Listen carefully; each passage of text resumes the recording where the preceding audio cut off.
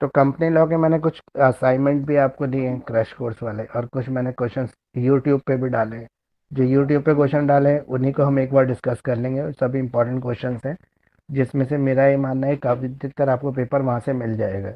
यानी कि section B और सी के जो टोटल आपके 13 क्वेश्चंस बनते हैं, 13 क्वेश्चन, 8 क्वेश्चन बनते हैं सेक्शन बी और सी के, उसमें से मुझे लगता है कि 5 से 6 क्वेश्चन आपके ये आ जाएंगे। तो 5 से 6 क्वेश्चन आपके आने की उम्मीद है। तो इन क्वेश्चंस को आप कर लें तो आपके अच्छे मार्क्स आ सकते हैं। तो पहला क्वेश्चन है इसके अंदर हमारा, एक एक क्वेश्चन करके इसको डिस्कस करेंगे, और जिसको भी पता होगा केवल वो स्टूडेंट जैसे बोलेगा, और डिस्कस करेंगे हम क्वेश्चन को। जैसे पहला क्वेश्चन है इसमें, व्हाट इज वाइंडिंग अप। तो वाइंडिंग अप क्या है, डिस्कस करने हमें इसके डिफरेंट मोड, अलग अलग मोड क्या है वाइंडिंग अप के, और कब कंपनी को जो है वाइंडिंग अप ट्रिब्यूनल कर सकता है, ट्रिब्यूनल मतलब कोर्ट कर सकती है, वाइंडिंग अप का ऑर्डर दे सकती है। एक्सप्लेन करना है हमें voluntary winding up in detail, detail में हमें ये बताना है कि वॉलेंट्री वाइंडिंग अप क्या होता है। When can court order the winding up of a company on just and equitable ground, कब कोर्ट ये देखता है कि अब वाइंडिंग अप करना कंपनी को जरूरी है, और इस बेसिस पर वो वाइंडिंग अप का ऑर्डर दे देता है। तो ये सारा क्वेश्चन हमारा टोटली जो बेस है वो वाइंडिंग अप के प्रोसेस के ऊपर बेस है, और वाइंडिंग अप के ऊपर बेस है। तो पहली बात तो हम ये देख लेंगे कि वाइंडिंग अप का मीनिंग क्या है। तो मीनिंग क्या होता है वाइंडिंग अप का, ये बताओ यार, मतलब किस चीज को आप वाइंडिंग अप कहते हैं। सर किसी कंपनी का क्लोज हो जाना, अगर उसको कोई लॉस हो रहा है तो उस केस में वो कंपनी क्लोज हो गई है या कोई और रीजन है तो कंपनी अपने आप को पूरा क्लोज कर देती है। मतलब देखो, दो तरह के प्रोसेस है क्लोज होने के। एक, जब कंपनी खुद अपने डिसीजन से क्लोज हो जाती है, जब लगातार उसके ऊपर प्रेशर होता है कि जो लगातार लॉसेज है वो चल रहे हैं, और कई लगातार मतलब कई फाइनेंशियल ईयर तक लॉस हो रहा है, कंपनी को अब कोई चांस नहीं है रिकवर करने का लॉसेस से, तो कंपनी ये डिसीजन ले लेती है कि वो अपने आप को वाइंडिंग अप कर दे। दूसरा, कई बार क्या होता है कि कोर्ट इस तरह का इंटरफेयर कर देती है, जैसे जो शेयर होल्डर्स होते हैं वो इंसिस्ट कर देते हैं, या कंपनी के जो क्रेडिटर्स होते हैं जिनका पैसा कंपनी में फंसा होता है, वो लोग डेटर क्रेडिटर्स, इस तरह के लोग जो होते हैं वो कोर्ट में जाके एक पटिशन लगा देते हैं। तब कंपनी जो है वाइंडिंग अप के लिए ऑर्डर दे देती है, कोर्ट ऑर्डर देती है कंपनी को वाइंडिंग अप कर दिया जाए। तो वाइंडिंग अप एक क्लोजिंग डाउन प्रोसेस है, किसी भी बिजनेस एंटाइटी के साथ ये होता है, मतलब किसी भी बिजनेस कॉरपोरेशन के ऊपर ये एप्लीकेबल होता है वाइंडिंग अप प्रोसेस। लेकिन इसमें भी दो तरह की कंपनी होती हैं, सोल प्रोप्राइटरशिप कंपनी, ठीक है, public limited company, private limited company. तो इनमें से कौन सी कंपनी के ऊपर वाइंडिंग अप प्रोसेस लागू होता है। तो अगर हम जनरली सेंस में बोलें तो public limited, private limited company जिसमें शेयर कैपिटल होती है, उसमें ये प्रोसेस जो है कंपलसरी लागू होता है, जिसे हम वाइंडिंग अप प्रोसेस कहते हैं। अब वाइंडिंग अप प्रोसेस कितने टाइप के होते हैं, तो आपको कितने टाइप के वाइंडिंग अप प्रोसेस याद है, ये बताइए।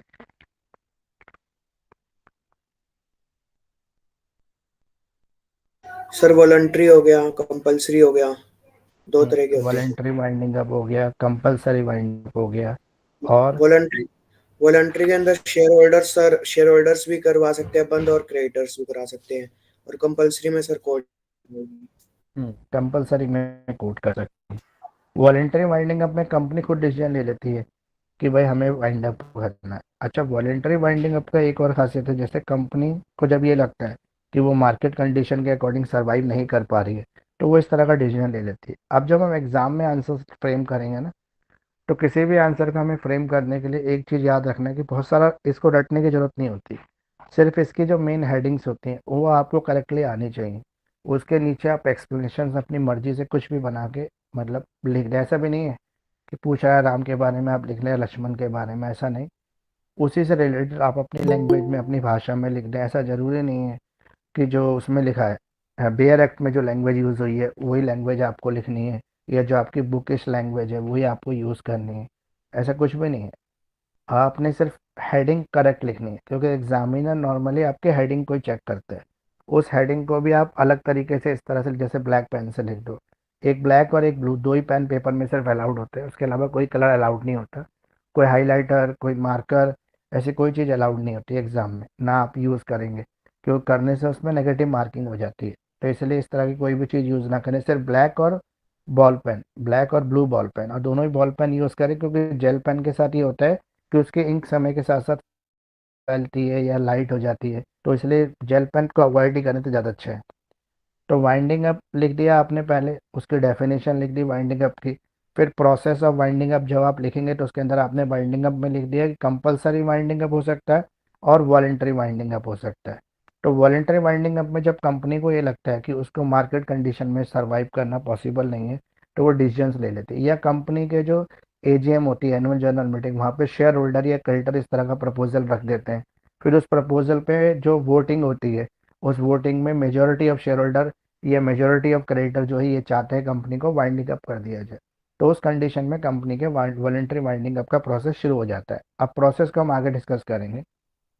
तो वॉलेंटरी वाइंडिंग अप में मेंबर्स कर सकते हैं, मेंबर यानी कि शेयर होल्डर, क्रेडिटर, ये सब लोग कर सकते हैं, प्रपोजल दे सकते हैं, क्योंकि ये दोनों जो होते हैं स्टेक होल्डर होते हैं कंपनी में। स्टेक होल्डर मतलब इसका इंटरेस्ट होता है।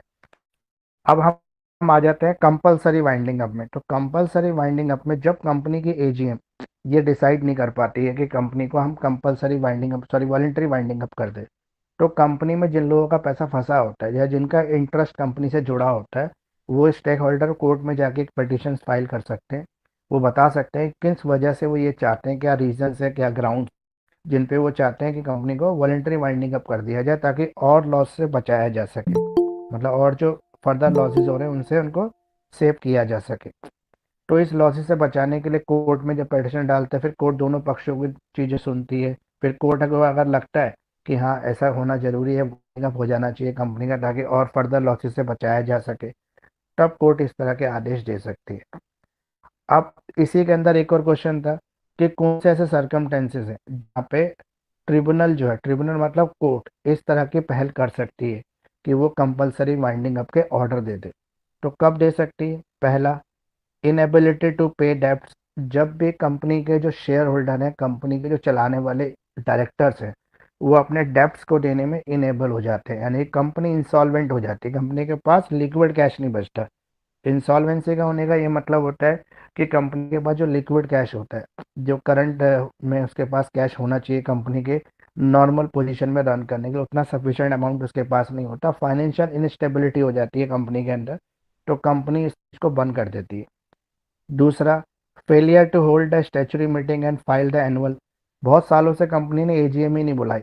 एनुअल जनरल मीटिंग साल में 2 बुलाना कंपलसरी है, एक मिनिमम तो होनी चाहिए, लेकिन कोई भी मीटिंग नहीं हो रही, 2-3 साल हो गए। हर फाइनेंशियल ईयर के बाद रिपोर्ट जो आती है वो भी करेक्ट नहीं आ रही है, आ ही नहीं रही है।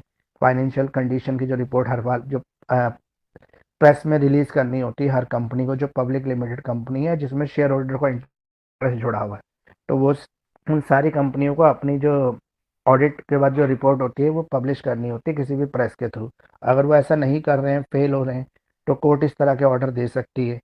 ठीक है। दूसरा, operation against the public interest, company किसी इस तरह की एक्टिविटी में इन्वॉल्व हो जाती है जो पब्लिक के अगेंस्ट है, पब्लिक पॉलिसीज के अगेंस्ट है, कोई इलीगल गुड्स बनाना शुरू कर देती है, किसी इलीगल एक्टिविटी में इन्वॉल्व हो जाती है, कोई फ्रॉड करने लगती है, कोई अनलॉफुल एक्टिविटी करने लगती है, तो कोर्ट इस तरह के ऑर्डर दे देती है। ये क्वेश्चन अलग से आपको डिटेल में पूछ लेता है कि कब कंपनी को कंपलसरी वाइंडिंग अप करने के कोर्ट ऑर्डर दे सकते हैं, इसलिए आपको डिटेल में इस आंसर को याद कर लेना, क्योंकि 10-20 मार्क्स में भी अकेला पूछ लेता है कि व्हाट इज वाइंडिंग अप और in what condition a court या tribunal can order for compulsory winding up. तो इसके सारे आपको कर लें। जैसे है इसमें operations of minority shareholder, मान लो कि माइनॉरिटी शेयर होल्डर के इंटरेस्ट को प्रोटेक्ट नहीं किया जा रहा, जो कंपनी के मेजर शेयर होल्डर हैं, अधिकतर सारे डिसीजंस उन्हीं की वजह से हो जाते हैं, मतलब क्योंकि उनके पास तो ज़्यादा शेयर है, तो कभी भी एजीएम में जब वोटिंग होती होगी तो वो अपने वोट से किसी भी प्रपोजल को पास करा लेते हैं, जिससे जो हमारे माइनॉरिटी शेयर होल्डर हैं उनके इंटरेस्ट को नुकसान होता है, यानी कि उनको इंटरेस्ट जो है वो मतलब अपना जो पक्ष है वो प्रेजेंट नहीं कर पा रहे हैं। इसके अलावा just and equitable winding up, court को ये लगता है, महसूस होता है कि कंपनी का वाइंडिंग अप करना कंपलसरी है या ये करना ही चाहिए। क्यों? क्योंकि अकॉर्डिंग टू, अगर हम बात करें कि जो इंटरेस्ट है, जितने भी उनमें क्रेडिटर हैं, शेयर होल्डर हैं, उनके इंटरेस्ट को प्रोटेक्ट करने का सिर्फ एक ही तरीका है, और वो ये है कि कंपनी को वाइंडिंग अप कर दे, या कंपनी में बहुत सारी मिसमैनेजमेंट्स हो रही हो। मिसमैनेजमेंट का मतलब ये है कि जो कंपनी के डायरेक्टर हैं, कंपनी के जो मैनेजर्स हैं, वो क्या कर रहे हैं, ट्रस्ट को ब्रेक कर रहे हैं। किसके ट्रस्ट को ब्रेक कर रहे हैं? शेयर होल्डर्स के। इसके अलावा आ गया आपका failure to commence the business और इनएक्टिविटी। कभी भी कंपनी जो है अपने बिजनेस को चलाने में इनएक्टिव हो जाती है। जैसे हम किंगफिशर एयरलाइंस का एग्जांपल इसमें दे सकते हैं कि उनके जो पायलट थे उनको कई महीनों से सैलरी नहीं मिल रही थी। एयर होस्टेस की जो थी लीव ट्रैवल कंसेशंस खत्म हो गई थी, उनको डबल शिफ्ट में काम करवाया जा रहा था, लेकिन फिर भी एयरलाइंस लगातार लॉस में जा रही थी। तो कोर्ट ने उसका कंपलसरी वाइंडिंग अप का ऑर्डर दे दिया। ब्रीच ऑफ रेगुलेटरी रिक्वायरमेंट, कोई टर्म्स एंड कंडीशन जो कंपनी एक्ट के अंदर लिखी हुई है और कंपनी उसको फॉलो नहीं कर रही, उसका पालन नहीं कर रही, तब उसका ट्रिब्यूनल जो है कंपलसरी वाइंडिंग अप का ऑर्डर दे सकता है। किसी भी ऐसे डिफॉल्ट को जो कंपनी के डायरेक्टर ने, शेयर होल्डर ने, कंपनी के जो चलाने वाले हैं, मेन जो बंदे, उनको अगर कोई भी ऐसी गलती करते थे जिसको रेक्टिफाई करना पॉसिबल ही ना हो, तो उस कंडीशन में कंपलसरी वाइंडिंग अप हो जाता है। या क्रेडिटर की पिटीशन जो होती है, यानी कि क्रेडिटर ऐसा ऑर्डर दे दे कि भाई कंपनी का वाइंडिंग अप होना चाहिए, तब। अब इसमें कौन कौन से स्टेप इन्वॉल्व हैं इस वाइंडिंग अप प्रोसेस में, अब हम इसके स्टेप पढ़ेंगे। तो स्टेप के अंदर क्या आएगा, सबसे पहले अपॉइंटमेंट करना पड़ेगा आपको लिक्विडेटर को। अब लिक्विडेटर कौन होते हैं ये बताइए। सर जो कंपनी में पैसे लगाते हैं। नहीं, लिक्विडेटर सर वो जो नहीं होते। गवर्नमेंट अपॉइंट करती है लिक्विडेटर या शेयर होल्डर अपॉइंट करते हैं, जब कंपनी का वाइंड अप करते हैं तो जब लिक्विडेटर को अपॉइंट किया जाता है सर। मतलब जब भी आपने डिसाइड कर लिया कि कंपनी को वाइंडिंग अप करना है, या कोर्ट ने ऑर्डर दे दिया कि कंपनी का वाइंडिंग अप होना है, तो उस कंडीशन में जब कोर्ट की तरफ से एक बंदा अपॉइंट किया जाता है जिसको लिक्विडेटर कहते हैं, जिसकी रिस्पॉन्सिबिलिटी होती है कंपनी के एसेट्स को सेल करना, कंपनी के जो फंड बैंक में है उनको लेना, उसके बाद क्रेडिटर की पेमेंट करना, और जितने भी आउटस्टैंडिंग क्लियर होने के बाद जो पैसा बचता है वो शेयर होल्डरों में उनके शेयर के हिसाब से डिस्ट्रीब्यूट करना, तो वो लिक्विडेटर होता है। तो इसको अपॉइंट कौन करता है, ट्रिब्यूनल या कोर्ट करती है कंपलसरी वाइंडिंग अप में। लेकिन अगर वॉलेंटरी वाइंडिंग अप हो तो कौन इसको अपॉइंट करेगा, शेयर होल्डर्स, क्रेडिटर्स या कंपनी के मेंबर्स करेंगे सर। कंपनी के एजीएम में प्रपोजल पास किया जाएगा जिसमें शेयर होल्डर भी होंगे, क्रेडिटर भी होंगे, सब होंगे, जो भी सर स्टेक होल्डर्स हैं। ये जो आपने पहले वाला बताया जिसमें कि ट्रिब्यूनल लिक्विडेटर को अपॉइंट करती है, ये कंपलसरी वाइंडिंग अप में है। और दूसरे वाला हाँ, कौन सा बता रहे थे आप? Voluntary winding up. वॉलंटरी, ठीक है, ओके। उसमें कंपनी के एजीएम में डिसाइड किया जाता है कि लिक्विडेटर कौन होगा। जब कंपनी को ये महसूस हो जाता है, या स्टेक होल्डर, देखो स्टेक होल्डर और शेयर होल्डर में फ़र्क है। स्टेक होल्डर में सारे जिनका इंटरेस्ट कंपनी से जुड़ा हुआ है, चाहे वो शेयर होल्डर हैं, क्रेडिटर हैं, आउटसाइडर हैं, कंपनी के मालिक हैं, कंपनी के डायरेक्टर हैं, जिनका भी इंटरेस्ट कंपनी से जुड़ा है, वो सारे स्टेक होल्डर्स होते हैं।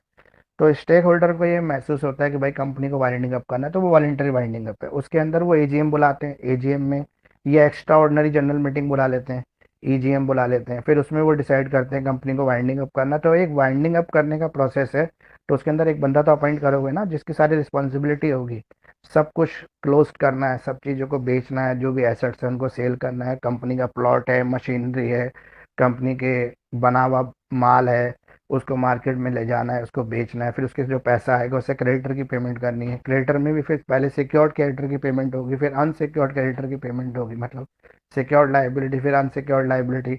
उसके बाद सबसे पहले पैसा पेमेंट होगा आउटसाइडर्स का, फिर होगा शेयर होल्डर का, शेयर होल्डर के बाद फिर कंपनी के जो प्रोपराइटर हैं उनका लास्ट में हिस्सा बनता है। तो इस तरीके से फिर है डिक्लेरेशन ऑफ सॉल्वेंसी, यानी कि वॉलेंटरी वाइंडिंग अप। अब सॉल्वेंसी और इंसॉल्वेंसी दोनों में क्या फ़र्क है,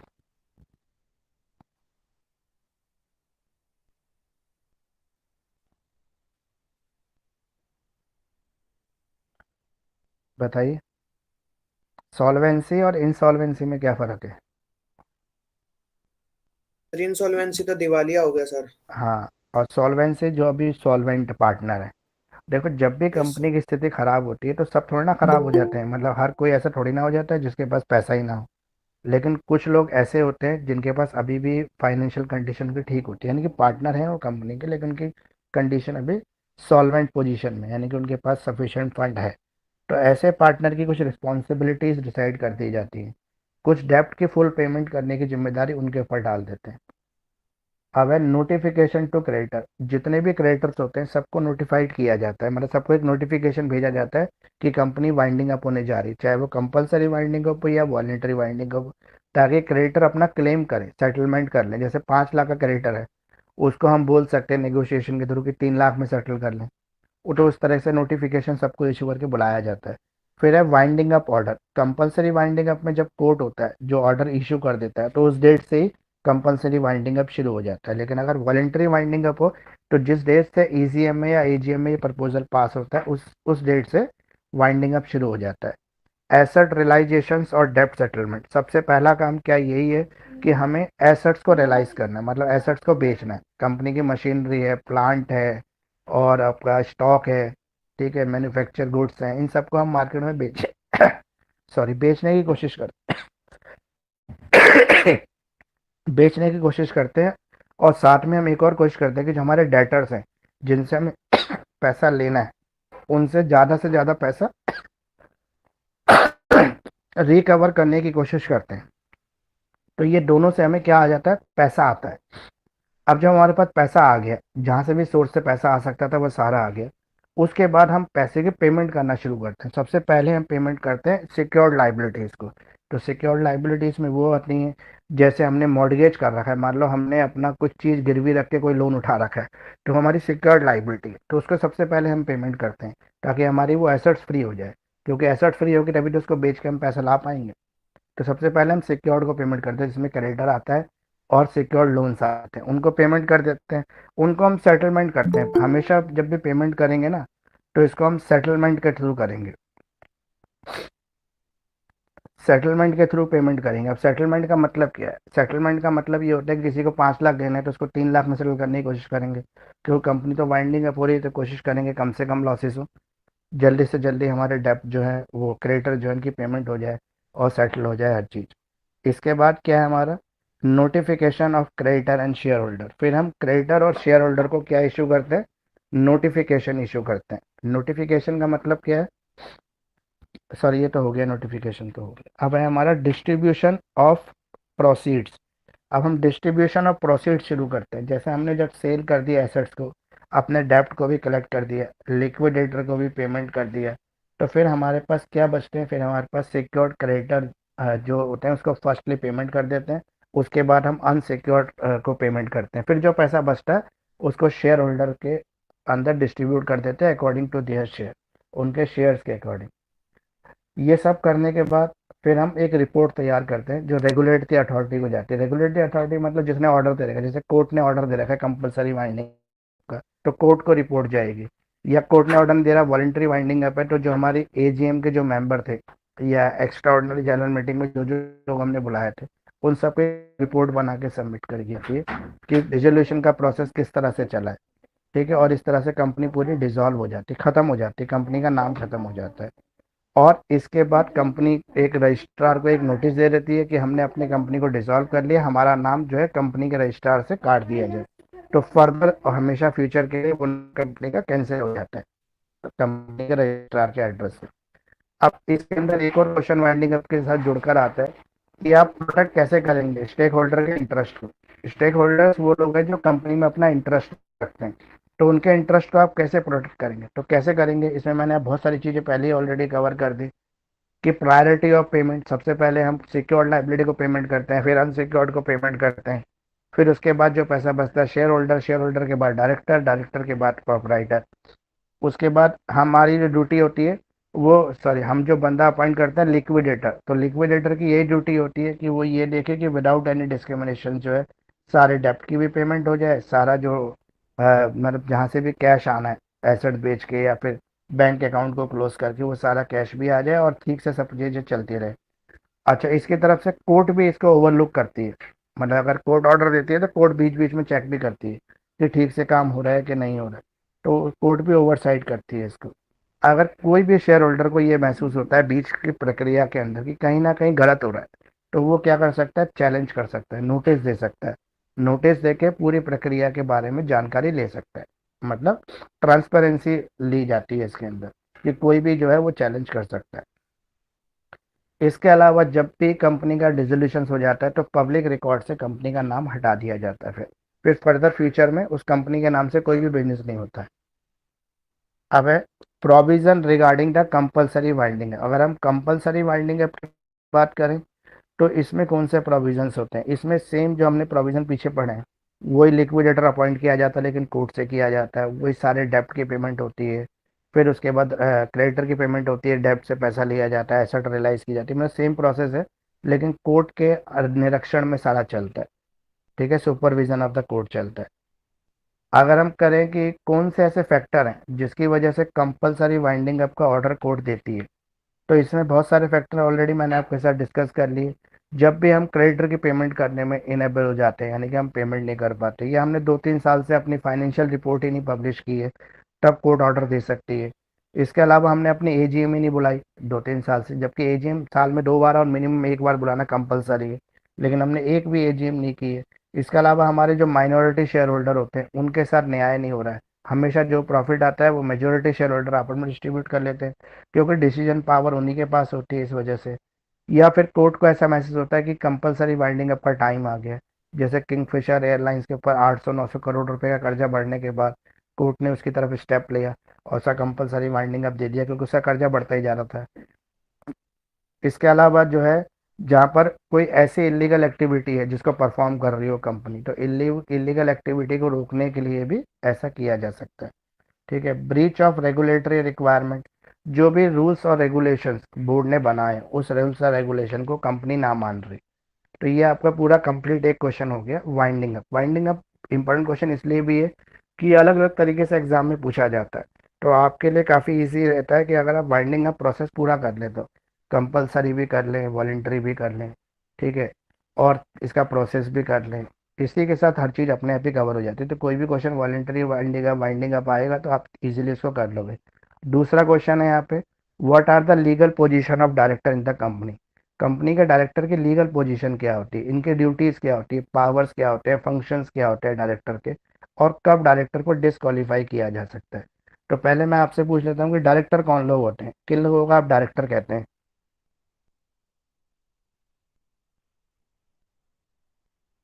बताइए डायरेक्टर कौन होते हैं कंपनी के?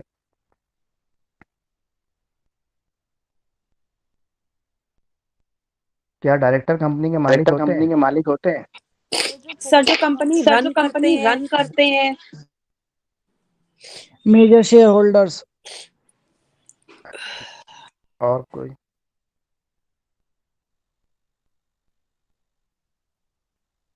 डायरेक्टर कंपनी के एजेंट होते हैं जो कंपनी को रन करते हैं। देखो, कंपनी के बहुत सारे शेयर होल्डर होते हैं लेकिन सारे share holder full time part time इस तरह से समय नहीं दे पाते कंपनी को। कुछ स्लीपिंग पार्टनर्स होते हैं, मतलब जो सिर्फ पैसा लगाते हैं कंपनी के अंदर। कुछ होते हैं जो हर डिसीजन में कंपनी के साथ चलते हैं। तो डायरेक्टर शेयर होल्डर में से ही चुने जाने वाले एजेंट होते हैं कंपनी के, जो बाकी लोगों की तरफ से डिसीजंस लेते हैं। मतलब कंपनी के जो और लोग और शेयर होल्डर जो है, जो कंपनी के मालिक हैं, सारे शेयर होल्डर कंपनी के मालिक ही होते हैं। जिसके पास जितने परसेंट शेयर है उतना परसेंट वो उस कंपनी का मालिक है। तो इनकी तरफ से कुछ लोगों को एजेंट के रूप में अपॉइंट किया जाता है जिसको हम डायरेक्टर कहते हैं। तो डायरेक्टर की पोजीशन क्या है? तो पोजीशन क्या है डायरेक्टर की, ये बताइए, लीगल पोजीशन।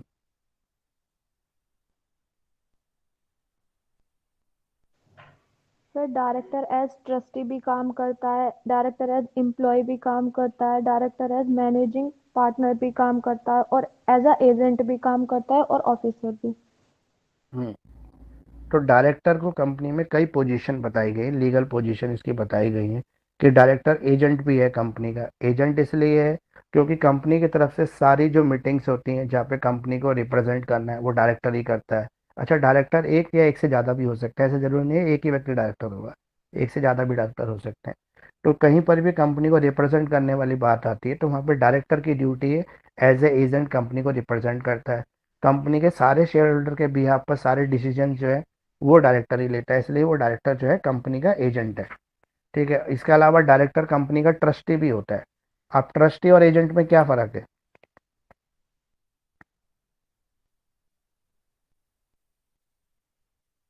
ट्रस्टी में और एजेंट में क्या फ़र्क है ये बताओ।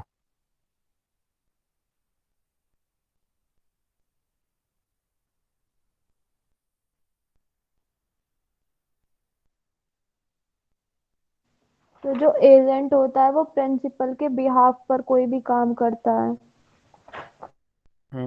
और ट्रस्टी?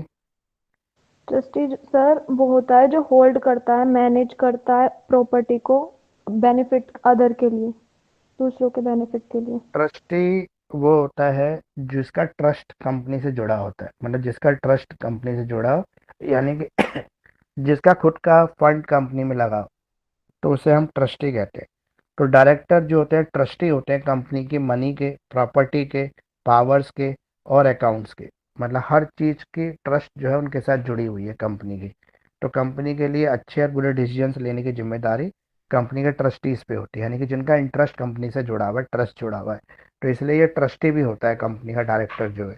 अगर हम रियल सेंस में बात करें कि जो डायरेक्टर है वो लीगल ऑनर है ट्रस्ट ऑफ प्रॉपर्टी का, मतलब कंपनी के बिहाफ पर कोई सेल एग्रीमेंट साइन करना है तो डायरेक्टर ही करेगा। ठीक है। इसके अलावा कंपनी के मान लो बिहाफ पर कोई परचेज एग्रीमेंट, मतलब कंपनी कोई लैंड परचेज कर रही है नया सेटअप, नया ब्रांच खोलने के लिए, तो सारे शेयर होल्डर जाकर साइन नहीं करते, कंपनी की तरफ से रिप्रेजेंट कौन करता है, वो कर रहा है डायरेक्टर, तो इसलिए वो ट्रस्टी भी है कंपनी का। अब director as a organ of corporate body, अगर हम ऑर्गेन ऑफ कॉर्पोरेट बॉडी की बात करें तो director organ of corporate body कैसे है? कॉर्पोरेट बॉडी क्या होती है? सबसे पहले तो आपको ये पता होना चाहिए कॉर्पोरेट बॉडी किसे कहते हैं। कंपनी एक कॉर्पोरेट है ना, कॉर्पोरेट मतलब कंपनी है, उसकी सेपरेट लीगल एंटाइटी है, वो अपने मालिकों से अलग अपनी पहचान रखती है, तो वो एक कॉर्पोरेट बॉडी है। तो कॉर्पोरेट बॉडी की अगर हम बात कर रहे हैं तो उसका जो डायरेक्टर है वो क्या है, उसका मालिक कहलाएगा उस कॉर्पोरेट बॉडी का, डिसीजन मेकर है।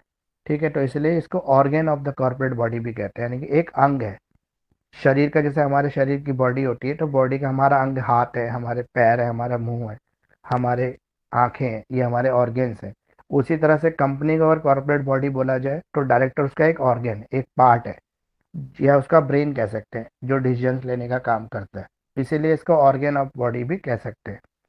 तो ये जो जितने भी हमने डायरेक्टर पढ़े हैं, ये आपको पोजीशन ऑफ डायरेक्टर में अगर कई क्वेश्चन पूछता है तो आप इन सबको कवर कर सकते हैं कि डायरेक्टर एजेंट भी है, ट्रस्टी भी है और ऑर्गेन भी है। ये तीन तरह के आपके जो है डायरेक्टर हो गए। इसके अलावा अगर हम ड्यूटीज़ की बात करें कि डायरेक्टर की ड्यूटीज़ क्या है, डायरेक्टर की पावर्स क्या क्या है, तो नॉर्मल सेंस में अगर कोई भी कंपनी का मालिक है तो उसकी ड्यूटी क्या होती है? आप बताओ, नॉर्मल सेंस में अगर कोई कंपनी का मालिक है, जैसे आप ही की अपनी कंपनी, तो आपकी क्या ड्यूटी रहेगी? आपकी कंपनी के लिए आपकी क्या ड्यूटी है, क्या जिम्मेदारी है?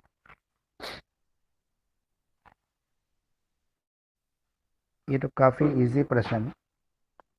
सर कंपनी को हमेशा प्रॉफिट में रखना। मतलब पहली ड्यूटी तो आपकी ये है कि कंपनी के लिए सही डिसीजंस लेना। ठीक है, ड्यूटी ऑफ केयर। तो उसी तरह से डायरेक्टर की भी पहली ड्यूटी है duty of care. Duty of care में आपका आता है कि कोई भी डिसीजन लेना है तो आपको इन्फॉर्म मैनर में लेना पड़ेगा, यानी कि आपको जितने भी कंपनी के स्टेक होल्डर है जिनका कंपनी में इंटरेस्ट है उन सबको इन्फॉर्म करना पड़ेगा कोई भी डिसीजन लेने से पहले। मान लो कोई फाइनेंशियल रिव्यूइंग कर रहे हैं आप स्टेटमेंट की, या मान लो कि आपने कोई भी डिसीजन लिया उसके लिए सबसे पहले आप एजीएम बुला के उस प्रपोजल को पास कर लेंगे, फिर फर्दर डिसीजन लेंगे उसके लिए। ठीक है, इसके अलावा exercise the independent judgment, director के पास एक पावर भी होती है कि वो इंडिपेंडेंट जजमेंट ले सकते हैं on behalf of all stake holder, जितने भी कंपनी के स्टेक होल्डर है उनके बिहाफ पर डिसीजंस लेने की पावर होती है डायरेक्टर के पास। इसके अलावा डायरेक्टर जो होते हैं ड्यूटी ऑफ लॉयल्टी होती है, इसकी ड्यूटी ऑफ लॉयल्टी का मतलब है ईमानदारी से अपने काम को करेंगे। वो ऐसा बिल्कुल नहीं करेंगे डायरेक्टर जो है कि वो किसी एक पक्ष के लिए या किसी एक व्यक्ति के फायदे के लिए डिसीजन ले लेंगे जिससे डायरेक्टर का फायदा हो रहा है, कंपनी का कोई फायदा ही ना हो रहा, तो ऐसा नहीं करेंगे। इसके अलावा वो अवॉइड करेंगे कॉन्फ्लिक्ट ऑफ इंटरेस्ट को। कॉन्फ्लिक्ट ऑफ इंटरेस्ट मतलब जहाँ पे कंपनी के शेयर होल्डर का इंटरेस्ट कॉन्फ्लिक्ट करता हो, यानी कि मेजोरिटी शेयर होल्डर को तो फायदा हो रहा हो लेकिन माइनॉरिटी शेयर होल्डर को कोई फायदा ना होता हो, तो इस तरह के डिसीजन वो लेंगे नहीं। किसी भी अनऑथराइज प्रॉफिट को अर्न करने की कोशिश नहीं करेंगे, मतलब सिर्फ ऑथराइज प्रॉफिट को अर्न करेंगे जो लीगल प्रॉफिट है, इलीगल एक्टिविटीज की तरफ प्रमुख नहीं होंगे। इसके अलावा कॉर्पोरेट गवर्नेंस की रिस्पॉन्सिबिलिटी इन्हीं के ऊपर होती है। अब कॉर्पोरेट गवर्नेंस का मतलब है पूरी कंपनी की रिस्पॉन्सिबिलिटी इनके पास है। कंपनी के जो भी स्ट्रेटेजिक डिसीजन है, स्ट्रेटेजिक डिसीजन कौन से डिसीजन होते हैं, जो कंपनी की स्ट्रेटेजी पॉलिसी बनाने में लिए जाते हैं, तो setting the corporate objective, approving the major decision, evaluating the strategy, ये सारे स्ट्रेटेजिक डिसीजन है जो कंपनी की पॉलिसीज के जरिए जरूरी होते हैं, कंपनी के दिशा और निर्देश मतलब दिशा बताने के लिए जरूरी है। अब है ओवरसाइट ऑफ मैनेजमेंट। मैनेजमेंट को ओवरसाइट करने की जिम्मेदारी भी डायरेक्टर की होती है, क्योंकि कंपनी हमेशा अपने एम्प्लॉयज से चलती है। एम्प्लॉयज को जब तक आप ठीक से दिशा निर्देश नहीं देंगे तो कंपनी चलेगी कैसे।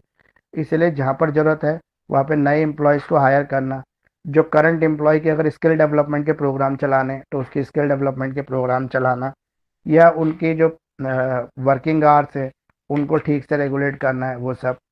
इसके अलावा रिस्क मैनेजमेंट, एक डायरेक्टर की ड्यूटी ये भी होती है कि वो रिस्क को मैनेजमेंट करने की कोशिश करते हैं। आप इसके जो डायरेक्टर की ड्यूटीज़ है सिर्फ 5 या 6 ड्यूटीज़ कर लो, सारी ड्यूटीज़ याद करने की जरूरत ही नहीं है। 5-6 ड्यूटी बहुत है आपके एग्जाम में लिखने के लिए, क्योंकि राइट एंड ड्यूटीज़ का क्वेश्चन आएगा तो 5 राइट और 5 ड्यूटीज़ लिख दोगे, 3 पेज या 4 पेज भर जाएंगे, बहुत है इतने एग्जाम में लिखने के लिए। आइडेंटिफाई द रिस्क, सबसे पहले डायरेक्टर को ये कोशिश करनी चाहिए कि कोई भी डिसीजंस वो ले रहे हैं तो उसमें क्या रिस्क है, और वो रिस्क कंपनी के लिए अगर है तो उस तरह के डिसीजंस वो ना लें। अगर उससे कंपनी को प्रॉफिट होने के चांसेस ज़्यादा है, रिस्क कम है, तो उस तरह के वो डिसीजंस ले सकते हैं। इसके अलावा क्राइसिस मैनेजमेंट, कंपनी में कोई भी क्राइसिस जैसे स्ट्राइक हो जाए, लॉकआउट हो जाए, उसको मैनेज करने की जिम्मेदारी भी डायरेक्टर्स की होती है। डायरेक्टर ऐसी पोजीशन में होते हैं कि वो ऐसे डिसीजंस ले सकते हैं कि इस तरह की चीज़ें ना हो। अब है compliance and legal responsibilities. Company के ऊपर कोई केस हो जाता है तो उस केस में कंपनी को रिप्रेजेंट कौन करेगा, डायरेक्टर ही करते हैं। तो ये लीगल एथिकल कंप्लाइंसेस भी होते हैं, जैसे कॉर्पोरेट गवर्नेंस करना, फाइनेंशियल रेगुलेशंस करना, एथिकल कंडक्ट करना। कॉर्पोरेट डिस्क्लोजर, अगर मान लो एक फाइनेंशियल ईयर एंड हुआ, कंपनी की एनुअल रिपोर्ट तैयार करनी तो डायरेक्टर ही करेंगे कंपनी की, ठीक है। कंपनी के कोई भी ऐसे मतलब इवेंट है जैसे एजीएम है, ईजीएम है, इस तरह के इवेंट ऑर्गेनाइज करने की जिम्मेदारी भी डायरेक्टर की होती है। तो ये ड्यूटीज ऑफ डायरेक्टर कंप्लीट हो गई। कोई 5 ड्यूटी आप इसकी बस तैयार कर लो, ज़्यादा ड्यूटी तैयार करने की जरूरत नहीं है, सिर्फ 5 पॉइंट याद कर लो। फिर है पावर्स ऑफ डायरेक्टर। अगर हम डायरेक्टर की पावर्स की बात करें तो डायरेक्टर के पास क्या पावर्स होती है, तो पहली पावर डायरेक्टर के पास है कि डायरेक्टर के पास वोटिंग राइट होता है। वोटिंग राइट का मतलब ये है कि जब भी एजीएम में या कोई बजट पास किया जा रहा है, कोई स्ट्रेटेजिक प्लानिंग बनाई जा रही है, तो उसमें डायरेक्टर अपना वोट दे सकता है। दूसरा, appointment of officer. Director officers को अपॉइंट कर सकता है, जैसे कंपनी का सीईओ अपॉइंट करने की पावर डायरेक्टर के पास होती है। कोई मैनेजर है, जनरल मैनेजर है, कोई सुपरवाइजर है, ये सब अपॉइंट करने की पावर भी डायरेक्टर के पास है। इसके अलावा director formation of committees, committees बना सकता है, जैसे वर्क रिलेटेड कमिटी, या वर्क को कैसे इम्प्रूव करना है, कैसे प्रोडक्शन इंक्रीज करनी है, ये सब डिसीजंस के लिए कमेटी बनाने की जिम्मेदारी भी डायरेक्टर की है। कैपिटल डिसीजन, कौन सा पैसा कहाँ पे इन्वेस्ट होना है, ये सब जिम्मेदारी डायरेक्टर की रहती है। Setting up company policy, company की पॉलिसी को सेटअप करना, और कहीं पर किसी अमेंडमेंट करनी है किसी बाय लॉज की, जैसे एमओए और एओए कंपनी के लिए 2 महत्वपूर्ण डॉक्यूमेंट होते हैं, मेमोरेंडम ऑफ एसोसिएशन और आर्टिकल ऑफ एसोसिएशन। इसमें क्या फ़र्क है, आप बताओ क्या फ़र्क है दोनों के अंदर। मेमोरेंडम ऑफ एसोसिएशन और आर्टिकल ऑफ एसोसिएशन में क्या फ़र्क है। सर एमओए जो होता है वो प्रिंसिपल्स बताता है, उसकी राइट्स और ऑब्जेक्ट स्कोप क्या होता है, और जो एओए जो होता है वो उसका पर्पस बताता है। मैं थोड़ा सा बताया था, बाकी इसको ना अगली क्लास में मैं और डिटेल में आपको बताऊंगा। जैसे एमओए क्या होता है, एमओए ऐसा एक डॉक्यूमेंट होता है जो इसलिए बनाया जाता है कि कंपनी की जो रूल्स होंगे, जो बेसिक स्ट्रक्चर है कंपनी का, वो किस तरह से होगा, उसके फंडामेंटल जो मतलब जिस पर्पज से कंपनी तैयार की जा रही है वो एमओए में लिखा जाता है। और आर्टिकल ऑफ एसोसिएशन कंपनी की जो इंटरनल एक्टिविटीज होती है उनको मैनेज करने के लिए लिखा जाता है, मतलब उसमें वो रूल्स होते हैं जिसको कंपनी अपने डे टू डे एक्टिविटी में इन्वॉल्व करेगी। बाकी इसको अब जब हम अभी नेक्स्ट क्लास करेंगे उसमें डिस्कस करेंगे, तो तब तक आप इसको पढ़ लेना। इसके अलावा और है आपका liabilities of a director. Director की लाइबिलिटीज क्या होती है, हमने पावर पढ़ लिया, ड्यूटीज पढ़ ली, अब इसकी लाइबिलिटीज पढ़ लेते हैं।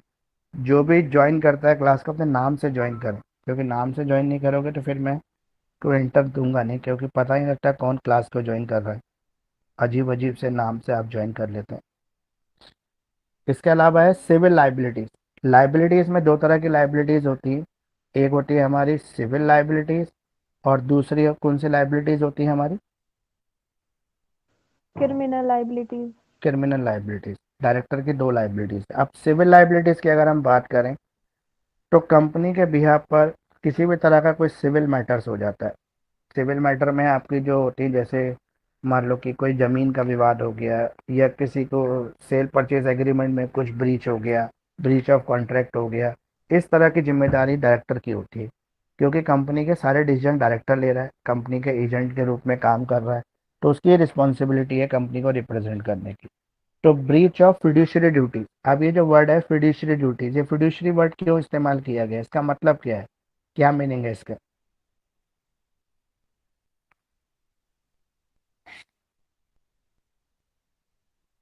फिड्यूशियरी का वर्ड इसलिए इस्तेमाल किया गया है कि कंपनी का डायरेक्टर क्यों बनाया है, कंपनी का डायरेक्टर शेयर होल्डर ने बनाया है, और किस लिए बनाया है, इसलिए बनाया है शेयर होल्डर ने कि कंपनी के बेस्ट इंटरेस्ट को गुड फेथ में सभी शेयर होल्डर की तरफ से ईमानदारी के साथ, लॉयल्टी के साथ कंपनी के इंटरेस्ट को प्रेजेंट करे डायरेक्टर।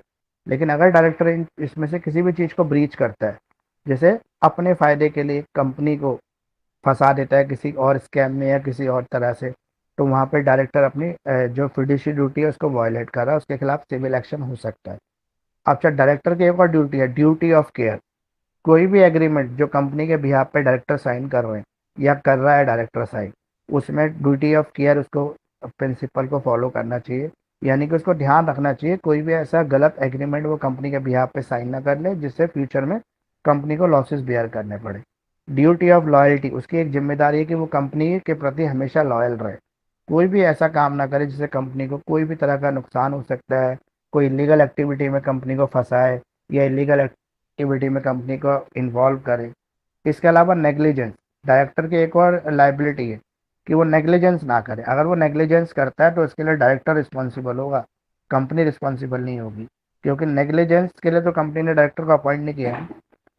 इसके अलावा है कॉरपोरेट मिसमैनेजमेंट, अगर डायरेक्टर कहीं पर भी कॉरपोरेट मिसमैनेजमेंट करता है, कंपनी की फाइनेंशियल हेल्थ इससे डिस्टर्ब हो जाती है या कंपनी के एसेट्स, लाइबिलिटीज, इनके ऊपर कोई फर्क पड़ता है। फ्रॉड एंड मिस रिप्रेजेंटेशन, कहीं पर भी डायरेक्टर अगर फ्रॉड करता है, मिस रिप्रेजेंटेशन करता है, तो डायरेक्टर की पर्सनल लाइबिलिटी बन जाएगी, सिविल लाइबिलिटी बन जाएगी, कंपनी की नहीं बनेगी, क्योंकि कंपनी ने डायरेक्टर को फ्रॉड करने के लिए थोड़ा ना अपॉइंट किया था, लेकिन डायरेक्टर फ्रॉड करता है तो कंपनी इसके ऊपर केस करेगी। डेरिवेटिव लॉ सूट, मान लो कोई भी लॉ सूट है जो कंपनी के ऊपर चल रहा है लेकिन उसमें फॉल्ट डायरेक्टर का है, तो ऐसे लॉ सूट को कंपनी डायरेक्टर के ऊपर ट्रांसफर कर देगी। Violations of cooperative by law, मतलब कंपनी ने कोई कॉपरेटिव लॉज बना रखे, बाय लॉज फ्रेम कर रखे, एमओ में कुछ कंडीशंस मेंशन कर रखे, उस कंडीशन को उसने अवॉइड कर दिया, ठीक है, उन कंडीशन को बाईपास करके उसने किसी चीज को परफॉर्म कर दिया, तो उसमें उसको वायलेशंस ऑफ बाय लॉज के लिए लायबल ठहराया जा सकता है। ब्रीच ऑफ स्टैच्यूटरी ड्यूटी, वो अपने स्टैच्यूटरी ड्यूटी को ब्रीच कर रहा है, जो उसकी बेसिक ड्यूटीज हैं उनको ब्रीच कर रहा है, कोई कॉन्ट्रैक्ट को ब्रीच कर रहा है। अब डिसक्वालिफिकेशन ऑफ डायरेक्टर, डायरेक्टर को कब डिसक्वालीफाई किया जा सकता है, तो कब डिसक्वालीफाई कर सकते हैं आप डायरेक्टर को?